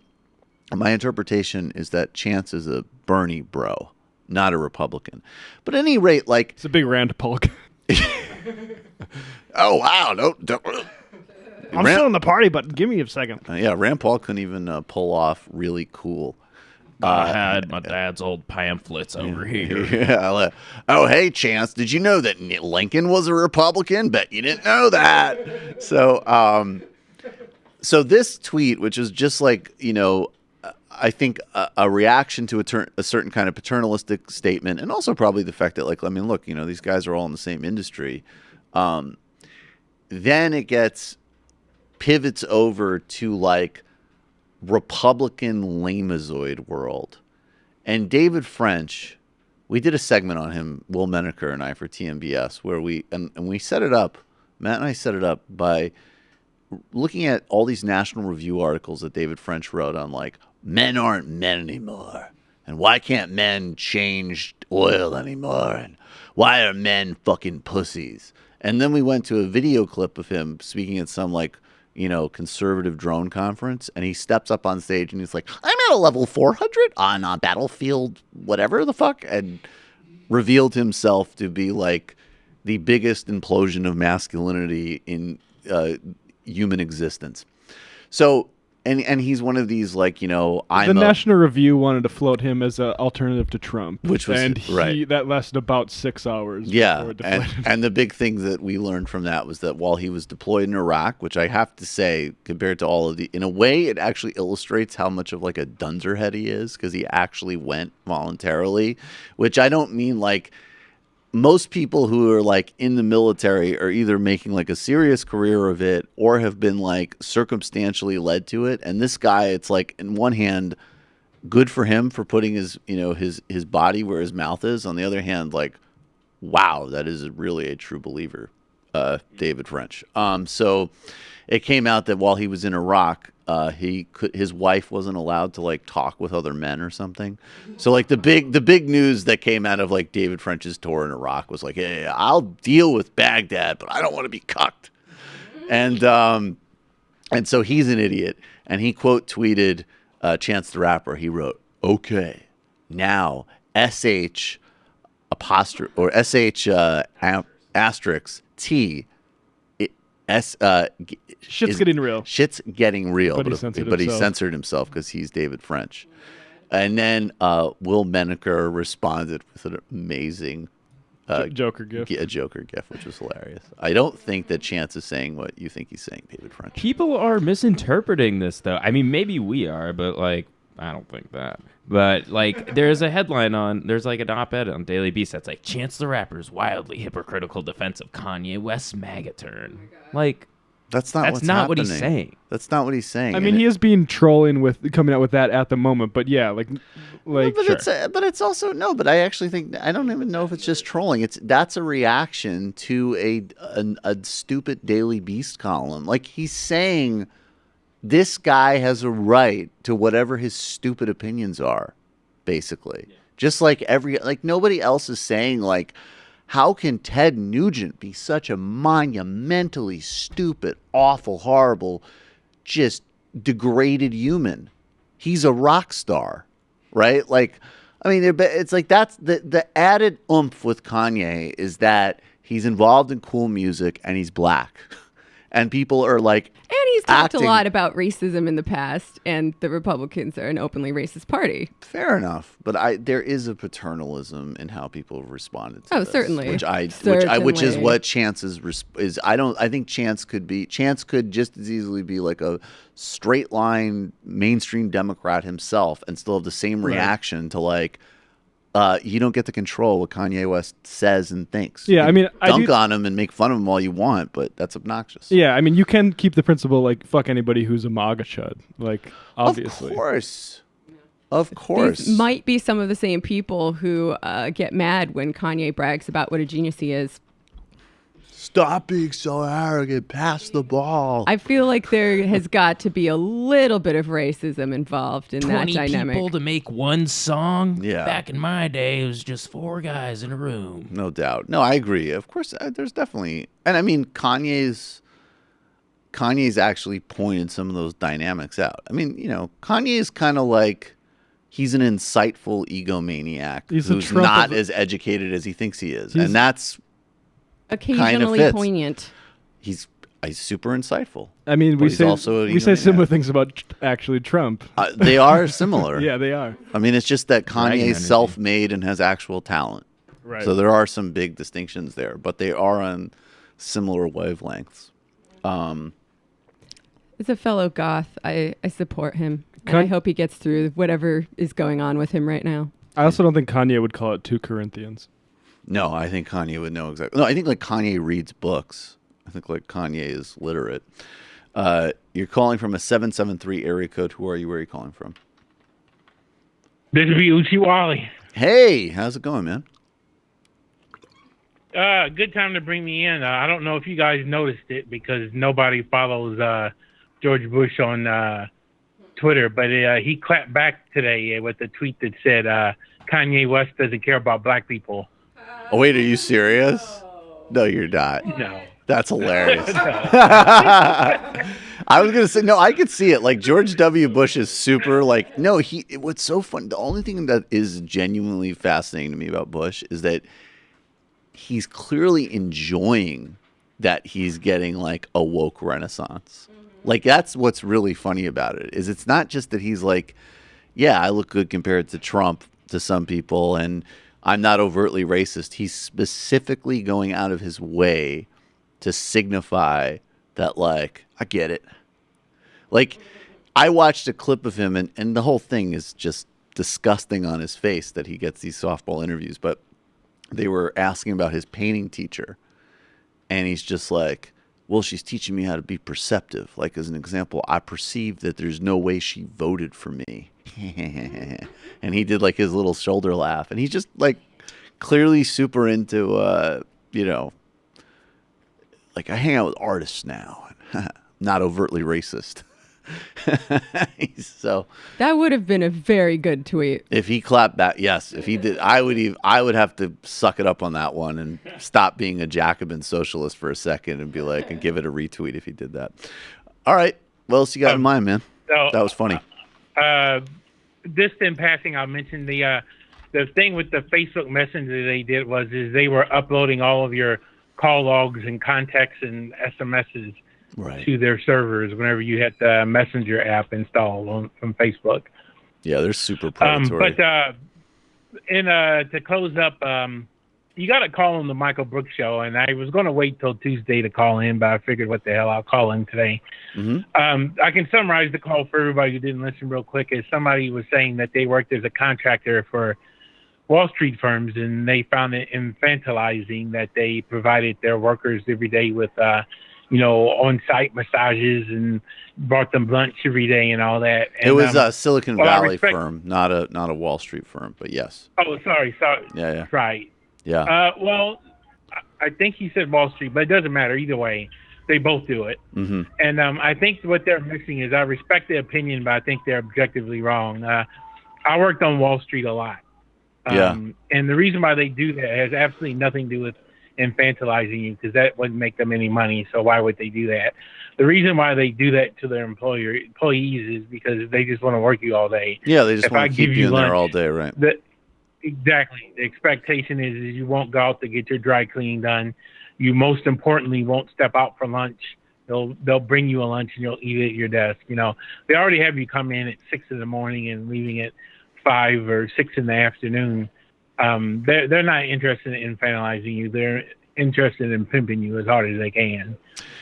100%, as always. And I think, yeah. I think that he wasn't. I think the caller, it wouldn't, like, I don't think he was coming from a contradictory place to what you're saying. But there's no doubt about it. And actually, that's a lot in Corey Pine's new book about like that sort of like on the upfront, like, it's so awesome, we've got a sous chef, and then in reality, it's like, because we never want you to leave. They're not mutually exclusive, right? Like, if you forget how to live in the outside world, you'll be even less likely to ever go there. Yeah, no doubt. Well, I've never worked at a place that was that fancy. They give you like a $15 cap per day. They're interested in keeping you at your desk, but they'll do it as cheap as possible. I think in Silicon Valley, it's much more highly developed. It's all venture capital. Yeah, I know people, like, I have a friend who worked at Goldman where there was a lot of that, but I think they've really escalated it. Like, even just the idea of, like, being on the Google campus. Like, could you imagine a life where you take a bus specifically chartered from your apartment in San Francisco and you go to literally a company campus and spend 15 hours a day there, and then go back on your company bus, which of course is also equipped with Wi-Fi, and everybody's encouraged to work on through social queuing as well. So it's sort of all they're worse than consuming. that these days. Oracle's building campuses where you just live there. Yep. I was going to ask if they're doing that yet, because it seems like the next logical step. Because they're rendering these cities completely impossible to live in. So, just be a serf and live on the campus. I kind of don't have a problem with that. The only question is let's say I'm working there and I'm a horrible employee and I tell somebody to kiss my butt and now I'm out of a job. What happens? Am I also out of a house? Yeah. Yep. What happens then? I don't know. And I got to tell you, man, I would be concerned about it even because I think like if you look, I'm going to look at it more, but in 2020 in China, they're deploying a new credit rating system, which incorporates social media metrics. And it is petrifying. Like if there is a world scenario where there's like basically the world is run as a hybrid through the like the PRC, People's Republic of China, and like Jeff Bezos, and that is the ultimate dystopia. I appreciate your call, man. Okay, but I will point out, I think American companies are already doing it. Yeah, I think they already do what? Social media when they look at your social media. Oh, no, they look at it, but I'm telling you that this is going to be like it's a system where it's in your credit score. So they're actually doing algorithms where like it will literally affect your ability to get to a loan or travel in the Chinese context. So it's a whole other extension. Yeah, it's insane. It's very dangerous. I'm going to do more on it for sure. Sounds like the return of company towns. Thanks, man. Yeah. Right? Like you can only spend Google bucks on things, and if you lose your job, you're just like fucked. Speaking of fucked, we've got a lot of stupid clips to get to here. Let's just go through this Gorka stuff. There was a meeting of the worlds of immense, profound, relentless, dogged stupidity. Like, in a world where Dave Rubin and Zeb Gorka are doing well, is a world that might be close to an end. And they met together in Dave's studio, which I can still never get over. It sort of looks like it's like if you gave like a 14-year-old like a design set for like a hotel lobby and said, make something that looks sophisticated with those objects. Maybe it would look like this. Does that make sense what I'm saying? It's a very weird, it's a very odd set. I get what he's trying to do to some extent, but it has very hotel room. It has an empty and vacuous feel of it, which actually maybe is a perfect set piece for Dave Rubin's show. So here is Dave Rubin with Sebastian Gorka. You're reprehensible for calling this administration what you call it. I know he doesn't, not that he doesn't have a racist bone in his body, he doesn't have a racist molecule in his body. The stunning thing, and this is why it was such an honor to work for him. The stunning thing about Donald Trump is, and look, I got a Bible in my pocket. I can swear on it. I'll swear on this Bible. This really man wants only two things for all Americans. He wants you and your family to be safe, and he wants you to prosper, which is what all American presidents should want. But you know what's stunning, David? He wants that for you, whether or not you voted for him or not. He doesn't care whether you voted for Hillary. He doesn't care whether you wanted Bernie to win. He doesn't care whether you stayed at home and ate Doritos. If you're an American living here legally, he wants you to be safe from harm, from gangs, from terrorism. And he wants you to prosper like he has prospered. And the left, this is the answer to your question, the left will never, ever believe that, although it is true, and I attest to it. So the thing that's kind of shocking about this clip, and I mean, look, we'll do the obligatory impressions in a second, but I mean, first of all, it's an incredible inversion because, yes, all presidents are supposed to care about every citizen's well-being, and the idea that you're talking like that is an exceptional thing or as a standout thing is actually really disturbing. Number two, obviously, like, if ever there was a president who, I mean, he doesn't even care about the well-being of his voters, let alone people that didn't vote for him, right? And then, as Matt pointed out in the beginning, like, that basic commentary there of their most positive spin is of a cult. I mean, there's no sense of accountability. Like, this is a president who wants to harness the democratic process. This is a president who wants to have an engaged citizenship. All of this. This is just, he's a great guy who wants the best for you. And I think on some level, this is where we can see the kind of history of neoliberalization leading to fascism, in the sense that generations of people have been, had sort of our sense of what education is in terms of equipping people to participate in a democracy, and their sense of what a kind of democratized process is, has been so radically shrunk through the marketization of all of life that that's actually both a sort of a cult leader statement, which Matt said, and also, I mean, makes total sense. I mean, there's not that far from Tony Blair's deliverology. Doesn't Rubin have some sort of free thinker bona fides or something like that? Like, where's the atheist attack dog when this weirdo pulls out his Bible, say he's going to swear on the Bible that Trump cares about you even if you don't care about him and he wants to save you? Well, I think the thing is that first of all, I mean, Dave Rubin, from what I've seen, never, I mean, he's, oh yeah, I agree with that. And by the way, I'm gay. Like, I've never seen him ask any type of, serious, tough question of anybody. But I also think that, like, Dave Rubin is interesting in the sense of he's a petri dish of the sort of like full culture warization of atheism, of this brand of atheism, to the point where, like, I heard a clip a while ago of like Sam Harris basically agreeing with Ben Shapiro's rundown of the cake baker case, right, as really being one about just non-government intrusion. And it's like, dude, you're agreeing with like radically religious reasoning and you don't even know it. So I just think that, at this point, even for these guys, if it's not Muslim and it's like religious posturing that fits into traditional American or Western narrative, it's doable. That's my read. It's almost like they don't actually care that much about rationality. It's about something else. It's almost like... What else could it be about? What else could it be about? Yes.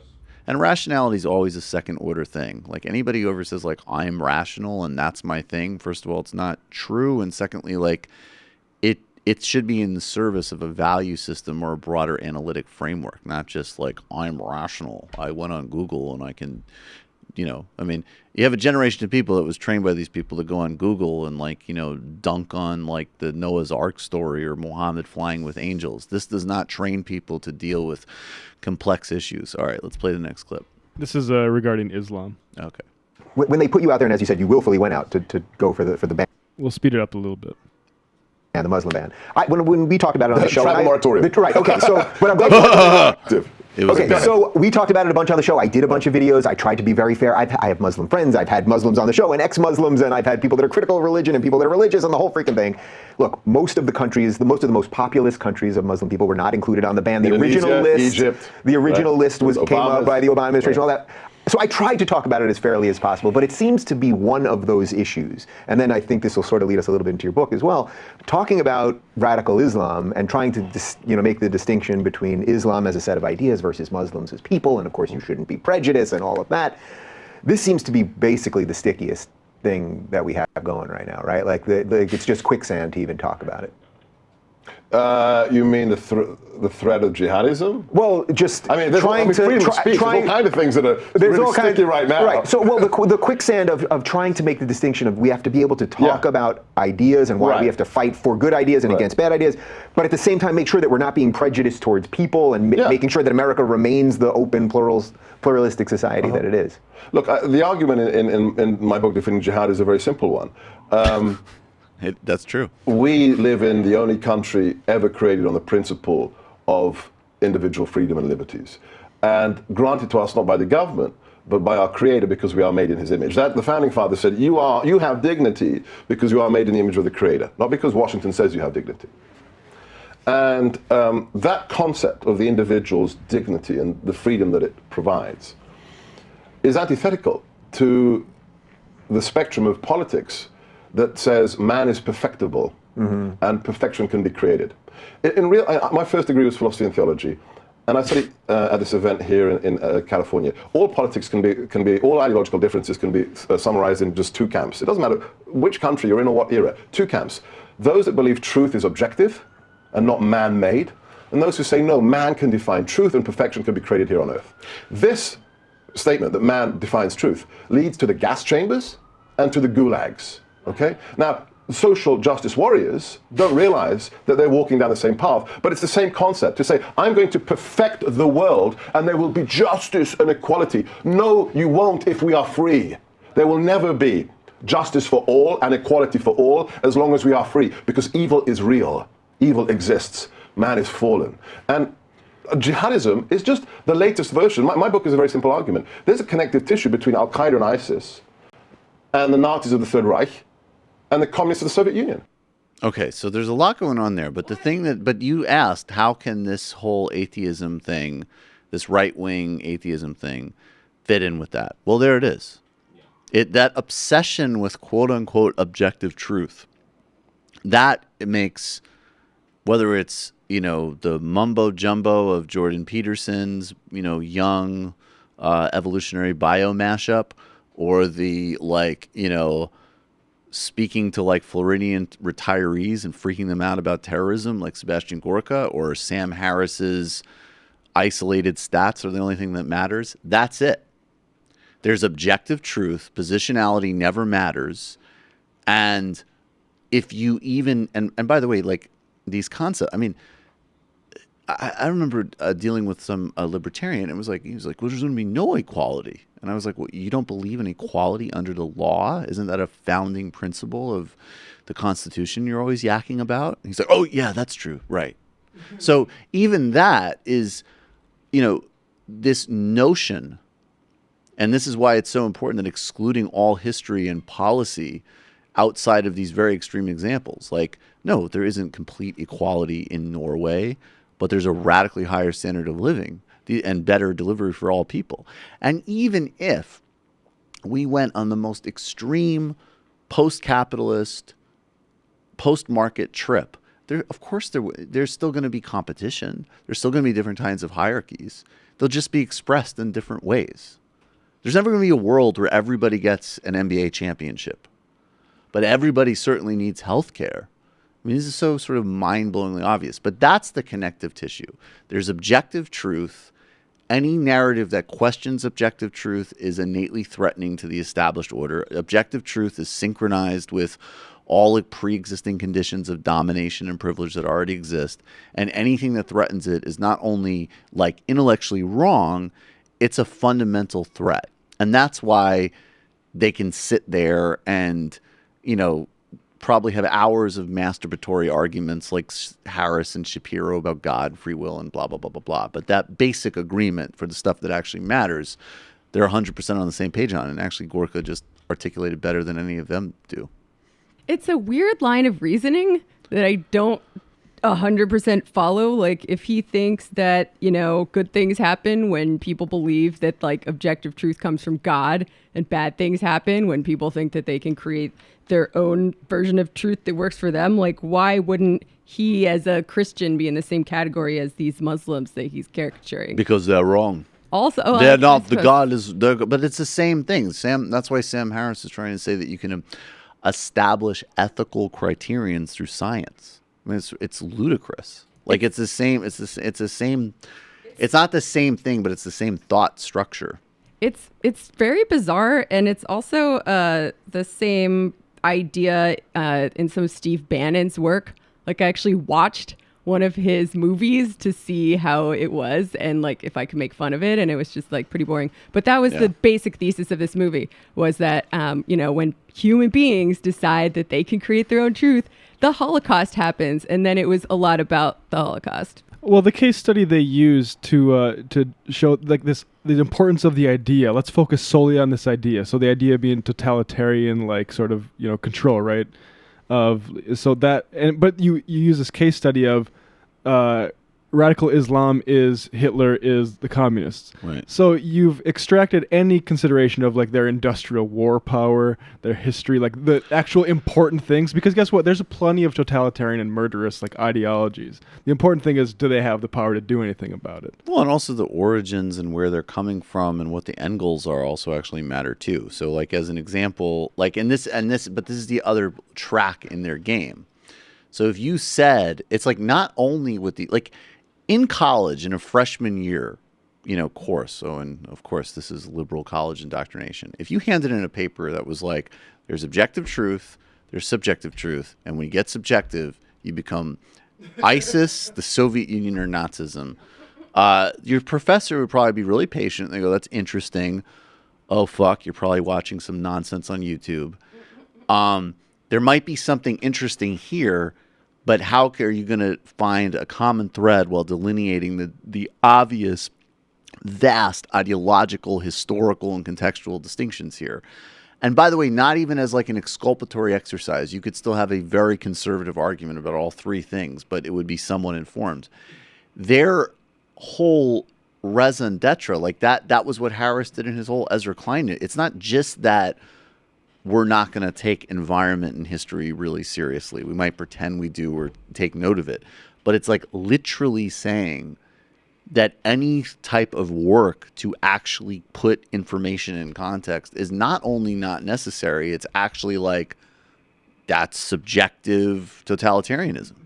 So it's a great game. And that's why these people are so successful in a way, because they have a perfectly self-defined loop.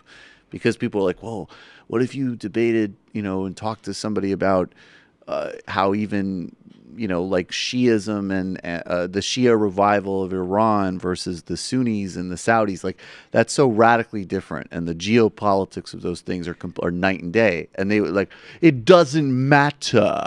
You're trying to define truth. And that's what they all do in their various ways. Like that's the hustle. Of course, there wasn't a Muslim ban under Obama, and an advisory list is not the same as a ban list. And yes, not a lot of Muslim countries weren't included, and those usually had overlapped with countries that the Trump either had a personal closeness with, or in Egypt's case, a government that is like ruthlessly cracking down on all forms of Muslim politics. Yeah, the one that matters is me. I'm the only one that matters. Exactly. All right. Oh, Jesus Christ. Do we really have to do this? Let's just, all right, whatever, fine. Tell me Lauren said something stupid and racist. What a shock. The end. Yeah. Yeah, actually, that's it. All right, let's play this. I'm saying this because the thousands of police officers you put in danger with your anti-cop campaign can't say anything about it. I might not have as big of a platform as John Legend, but I'll use the one I have to say the things our men and women in blue can't say. Oh my God. This chick. I don't know. I got nothing. Shut up. I don't know. Let's not dwell on it. She's only doing this to trigger the libs, right? She does not trigger me. She triggers like, okay.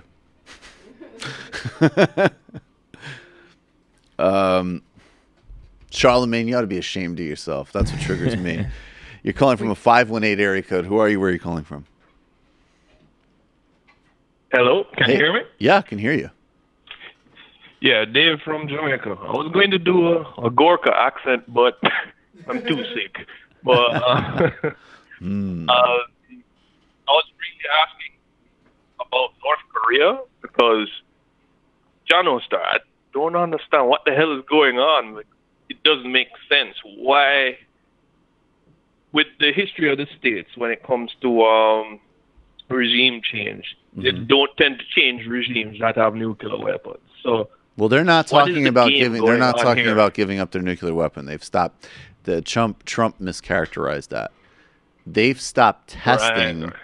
And basically, what's happened is you have a South Korean president who, as far as I can tell, is actually very effective and a pretty good center left leader, and he wants to create a diplomatic deal, and he's managing both Kim and Trump well, and because he has a gift for managing crazy people, and he is definitely so. The statement that came out last week was basically like on testing and on missiles and on the desire to negotiate.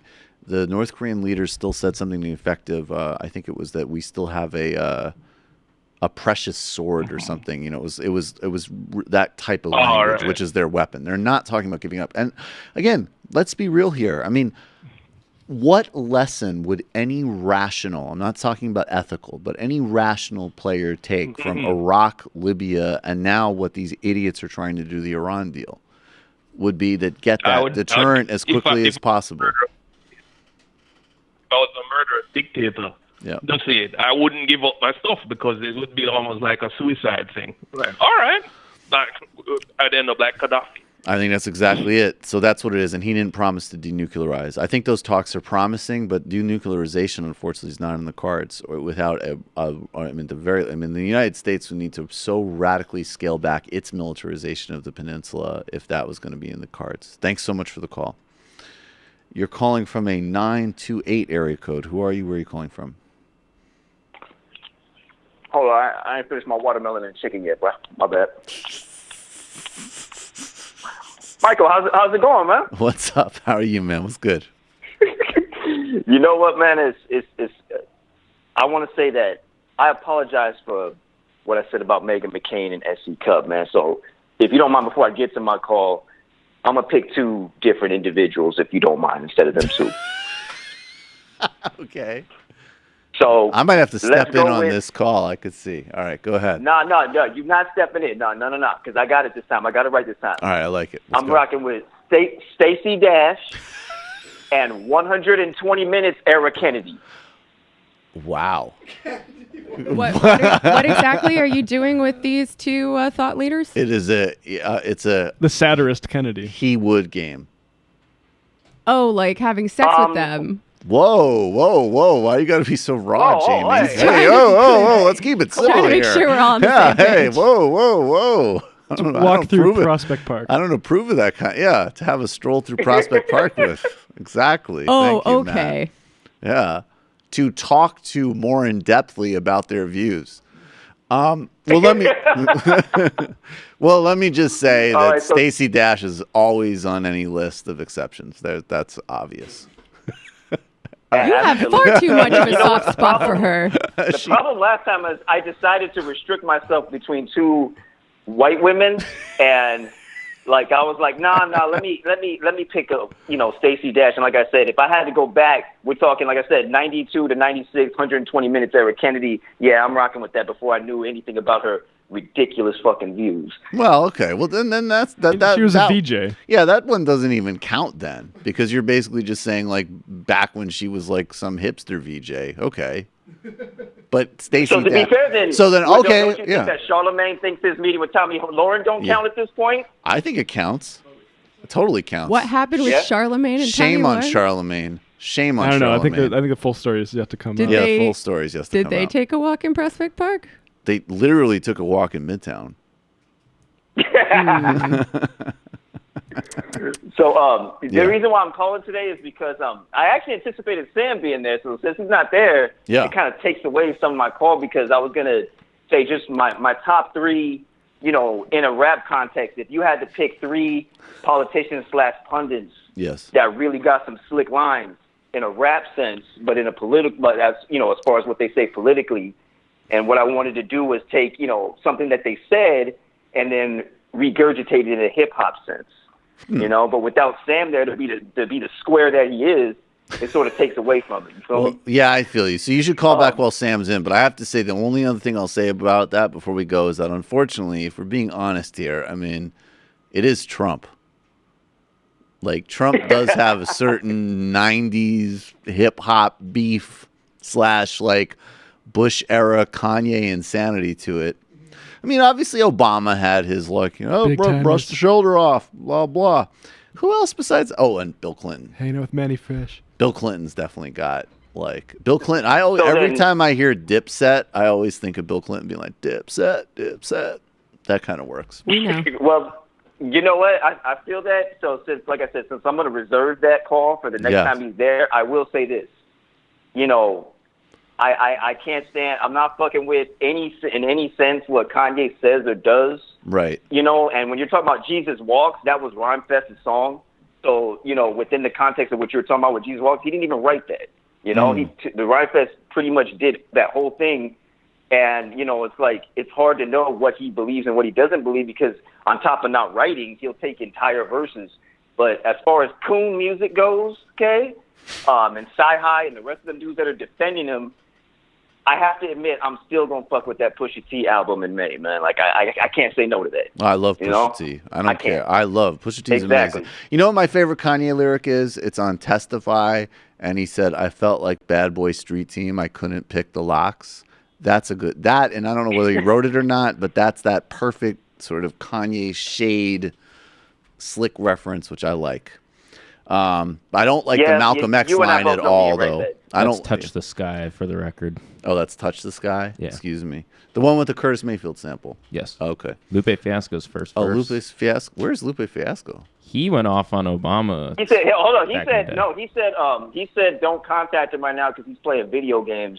So don't ask him about what's going on, et cetera, et cetera. Fair enough. He's not trying to jump in. Yeah, right. Yeah, same. Thanks, man. Talk to you soon. You're calling from a 266 area code. That looks like a Skype. You calling from Skype? This me? Yeah, it's you. Oh, hey, Michael. How you doing? It's Kyle Bradford, long-time listener. Hey. Call. Oh, first-time call? Thanks for calling. Well, I'm calling today because it is my 34th birthday, and Happy I thought birthday. you might give me a shofar or something, or if you don't have a shofar, We don't. The board is totally off. or something. Do we got something? Foghorn. You got McConnell's foghorn. You got McConnell's foghorn. Okay, there we go. Good enough. Well, yeah, no, I normally listen every night from Korea, but I'm in Mexico this week. Oh, sweet. So, Hell yeah. Where in Mexico? This is really cool. Guanajuato. Cool. There's you guys know Frida Kahlo? I named my cat after her. Personally. Yeah, I know her personally. Her husband is from this town, and he drew murals, communist murals. So Diego Rivera, right? Stuff like that. So. You talking about Diego? Diego Rivera. That's right. As a exactly feminist, right. No, you I guys know love already, that you just referred to Diego Rivera as Frida Kahlo's husband. Yeah, that was. I support whatever. that. It's As a man, I just didn't know who you were talking about. I needed it spelled out. Yeah, but I really like you guys interviewed, was it Christy Thornton? I think she talked about Mexican politics and stuff like that. So a I've been much looking more around for, work ahead, their by the way, elections coming up, for both TMBS and MR with Christy Thornton. She's good. I'm a fan. We're going to be doing more stuff. Yep. I saw a Poor Mexico Al Frente banner in the town, so I was like, oh yeah. That's cool. Cool. Whatever. Do you think is Relatable my politics. read of what's happening in Korea? Does that make sense to you? With Moon and how he's been sort of driving the process. Yeah. I kind of feel like China's a little bit more influential right. in the matter than what you made it out. But right. Yeah, for the most part, I agree with what you said. Right. Okay. That makes yeah, sense. Yeah. No, it's so out there. I've been doing data science, and I really liked your. Who did you interview yesterday? Torrance Keel, right? Yep. So yeah, he's great. He's also like very very good. Like his interests in posthumanism are kind of related to exactly what you were doing with your Gorka drop. Gorka was kind of having like a Christian archetype. Bush or Trump loves you. Even if you sinned against him, kind of thing. So so it's.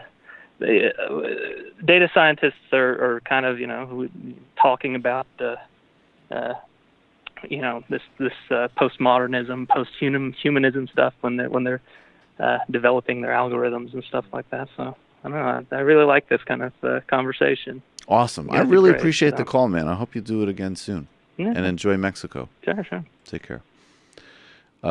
You're calling from a 567 area code. Who are you? Where are you calling from?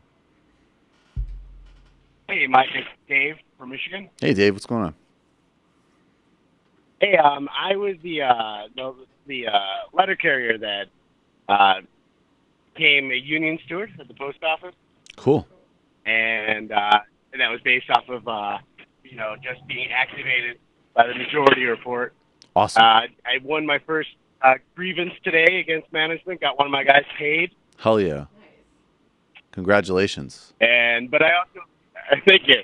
I also wanted to thank you for jumping on the interview with Dan today regarding the postal banking.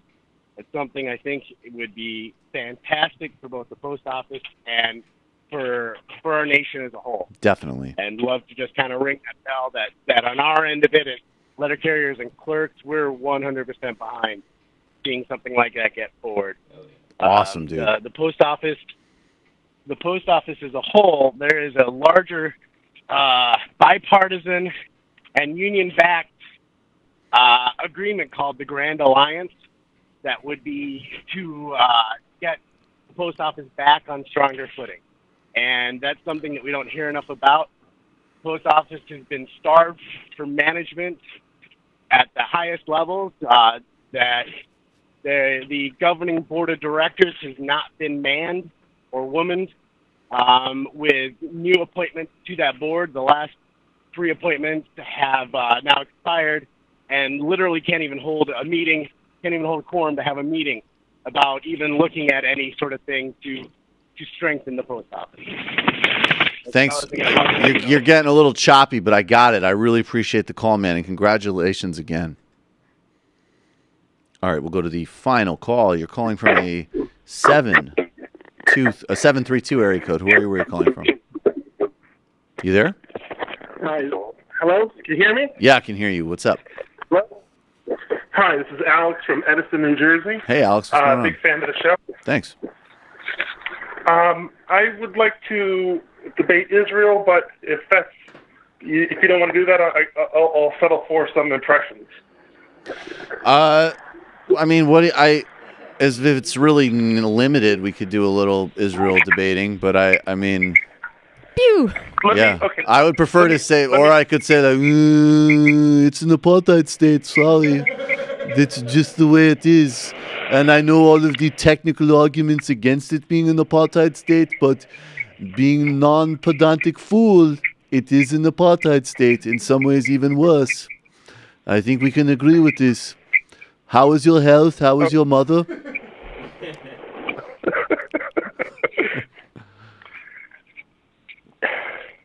If you are against Israel because they're an apartheid state, fine.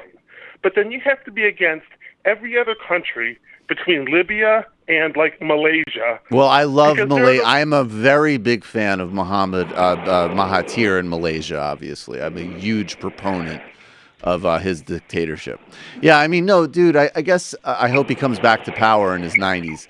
You know, I guess I feel like that line of argumentation with somebody like me just really doesn't fly. There's no other country that you're talking about, certainly not in that loop, that anybody here is a defender of. So that just doesn't work.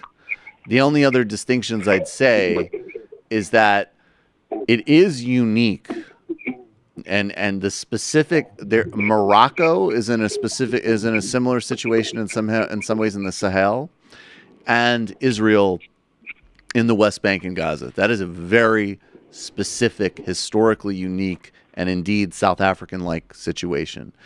And the third thing that I would say is it's not just the thing that happens in the United States discourse. And there's other people. I've called out people who are specifically focused on Israel in a way that at times for some people certainly is anti-Semitic. But the reality is in the United States, if I criticize, Saudi Arabia, which I actually probably spent more time criticizing than Israel recently, nobody's going to come to me.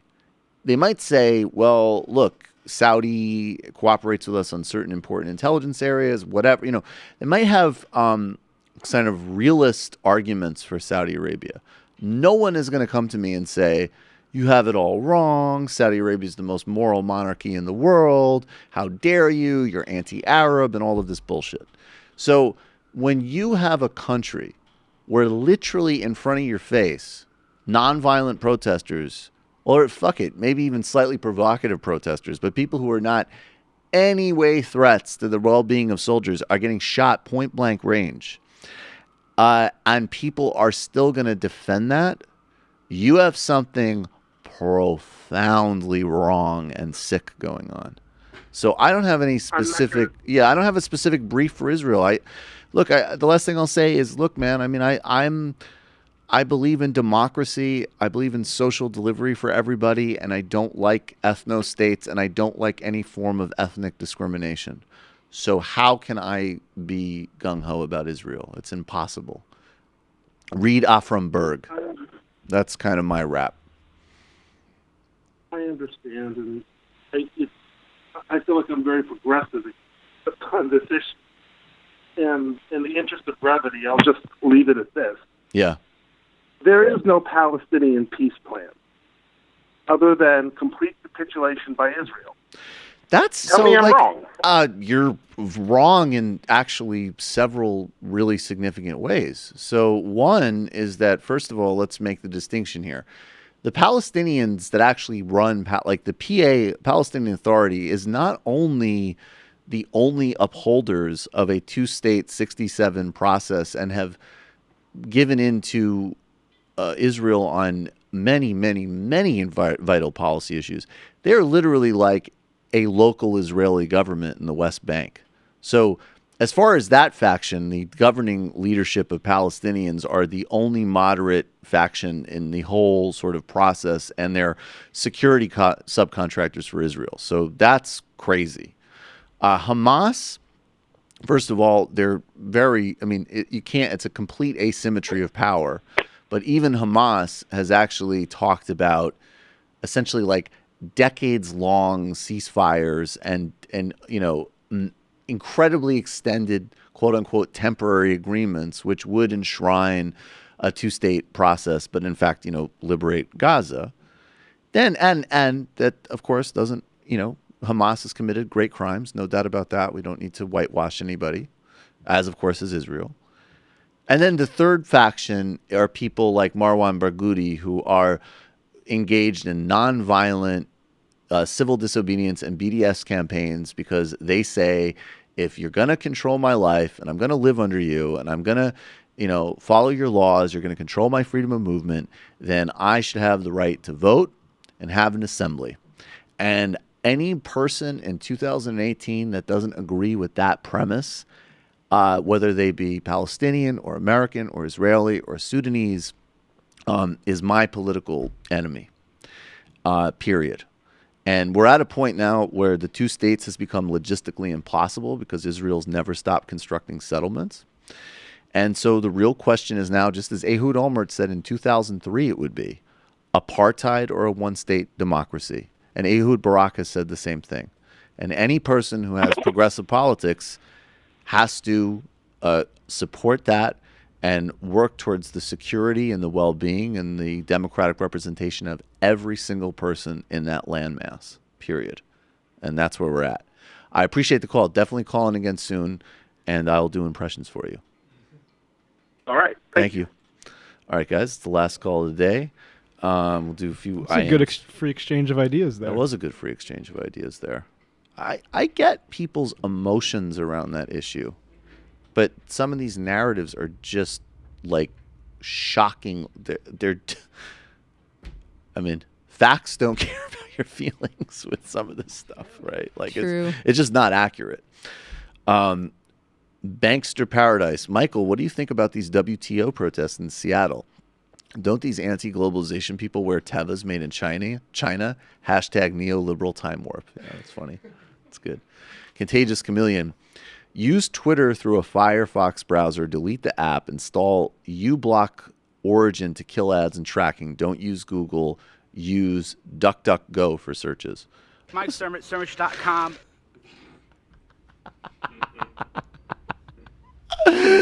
Jesus Christ. Oh, that's probably good advice. No, it probably is really good advice. Can you tweet that at me? Because I've already forgotten it. Yeah. You know what? If you, Contagious Chameleon, if you sent an email to majorityreporters@gmail.com, I think we would probably all be interested in it, and maybe we could read it out and disseminate that information ongoingly. Neoprogress. Steny Hoyer recorded speaking to Democratic primary candidate for U.S. Congress in Colorado, said, "So your position is a decision was made very clearly on before voters had a say, and that's fine because the DCCC knows better than the voters in the 6th Congressional District. We should line up behind that candidate," asked Tillerman during the conversation. "That's certainly a consequence of our decision," responded Hoyer. Yeah, we'll get to that audio tomorrow. Okay. Gabe from Chicago. Jamie, Antifada is dope. Oh, thank you. Let's see. Oh, don't take this as a criticism, but I'm being literal when I say I don't know how I feel about this, but I don't know how I feel about the title. It seems inappropriate. I think he wrote, it seems appropriative, especially as a Jew, to be using the term so closely tied to the struggle of the Palestinian people. And I say this as an anti-Zionist Jew myself. I'm just wondering what your thoughts on that are.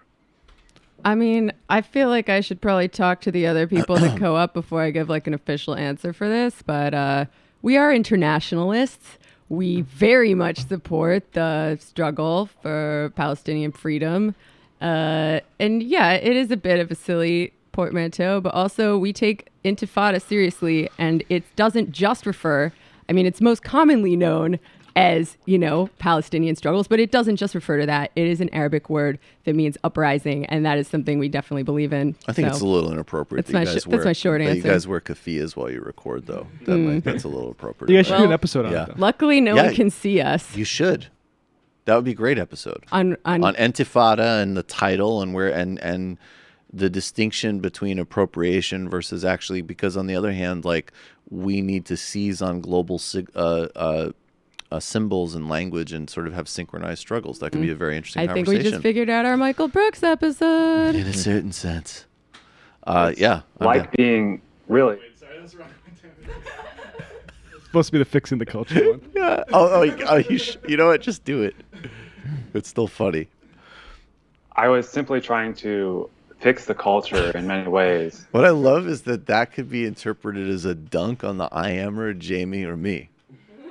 I like to have it ambiguous. Sometimes I just hit a random one and then see what kind of meaning we can draw from that. Like jazz. I am Quagmire. I am about the Arizona candidate Kristen Sinema on Friday, but Sam didn't go to the part where Sinema was one of 6 Democrats to vote for the recent balanced budget amendment. Yeah, dude, she is garbage.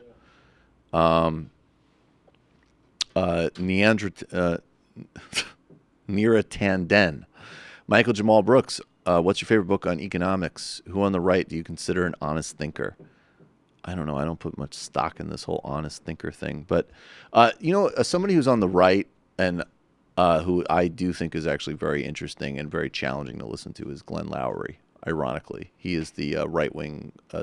He's not even exactly right. He's like a Democratic voting, but he's conservative. He's the guy that Sam Harris was always like, he's my black friend. That guy is, you'll find him very offensive and provocative in some ways, but he's like it ain't Fox News. Like, that dude, that dude thinks. So Glenn Loury, and I would recommend, for me, on economics, any book by David Harvey. I loved his work on neoliberalism, and also on more conventional economics, I really was influenced by Joseph Stiglitz's books on the 90s and on globalization. David Harvey's got some really good lectures, too. Oh, yeah, that's a great idea. On Capital. Yes, go on Super iTunes and download those lectures by David Harvey. 100%. Nick from Manitoba. Wagwan, Michael, great show today. Now, if you allow me this, I want to quote an expert on the Oh, I don't want to get into this drama, please.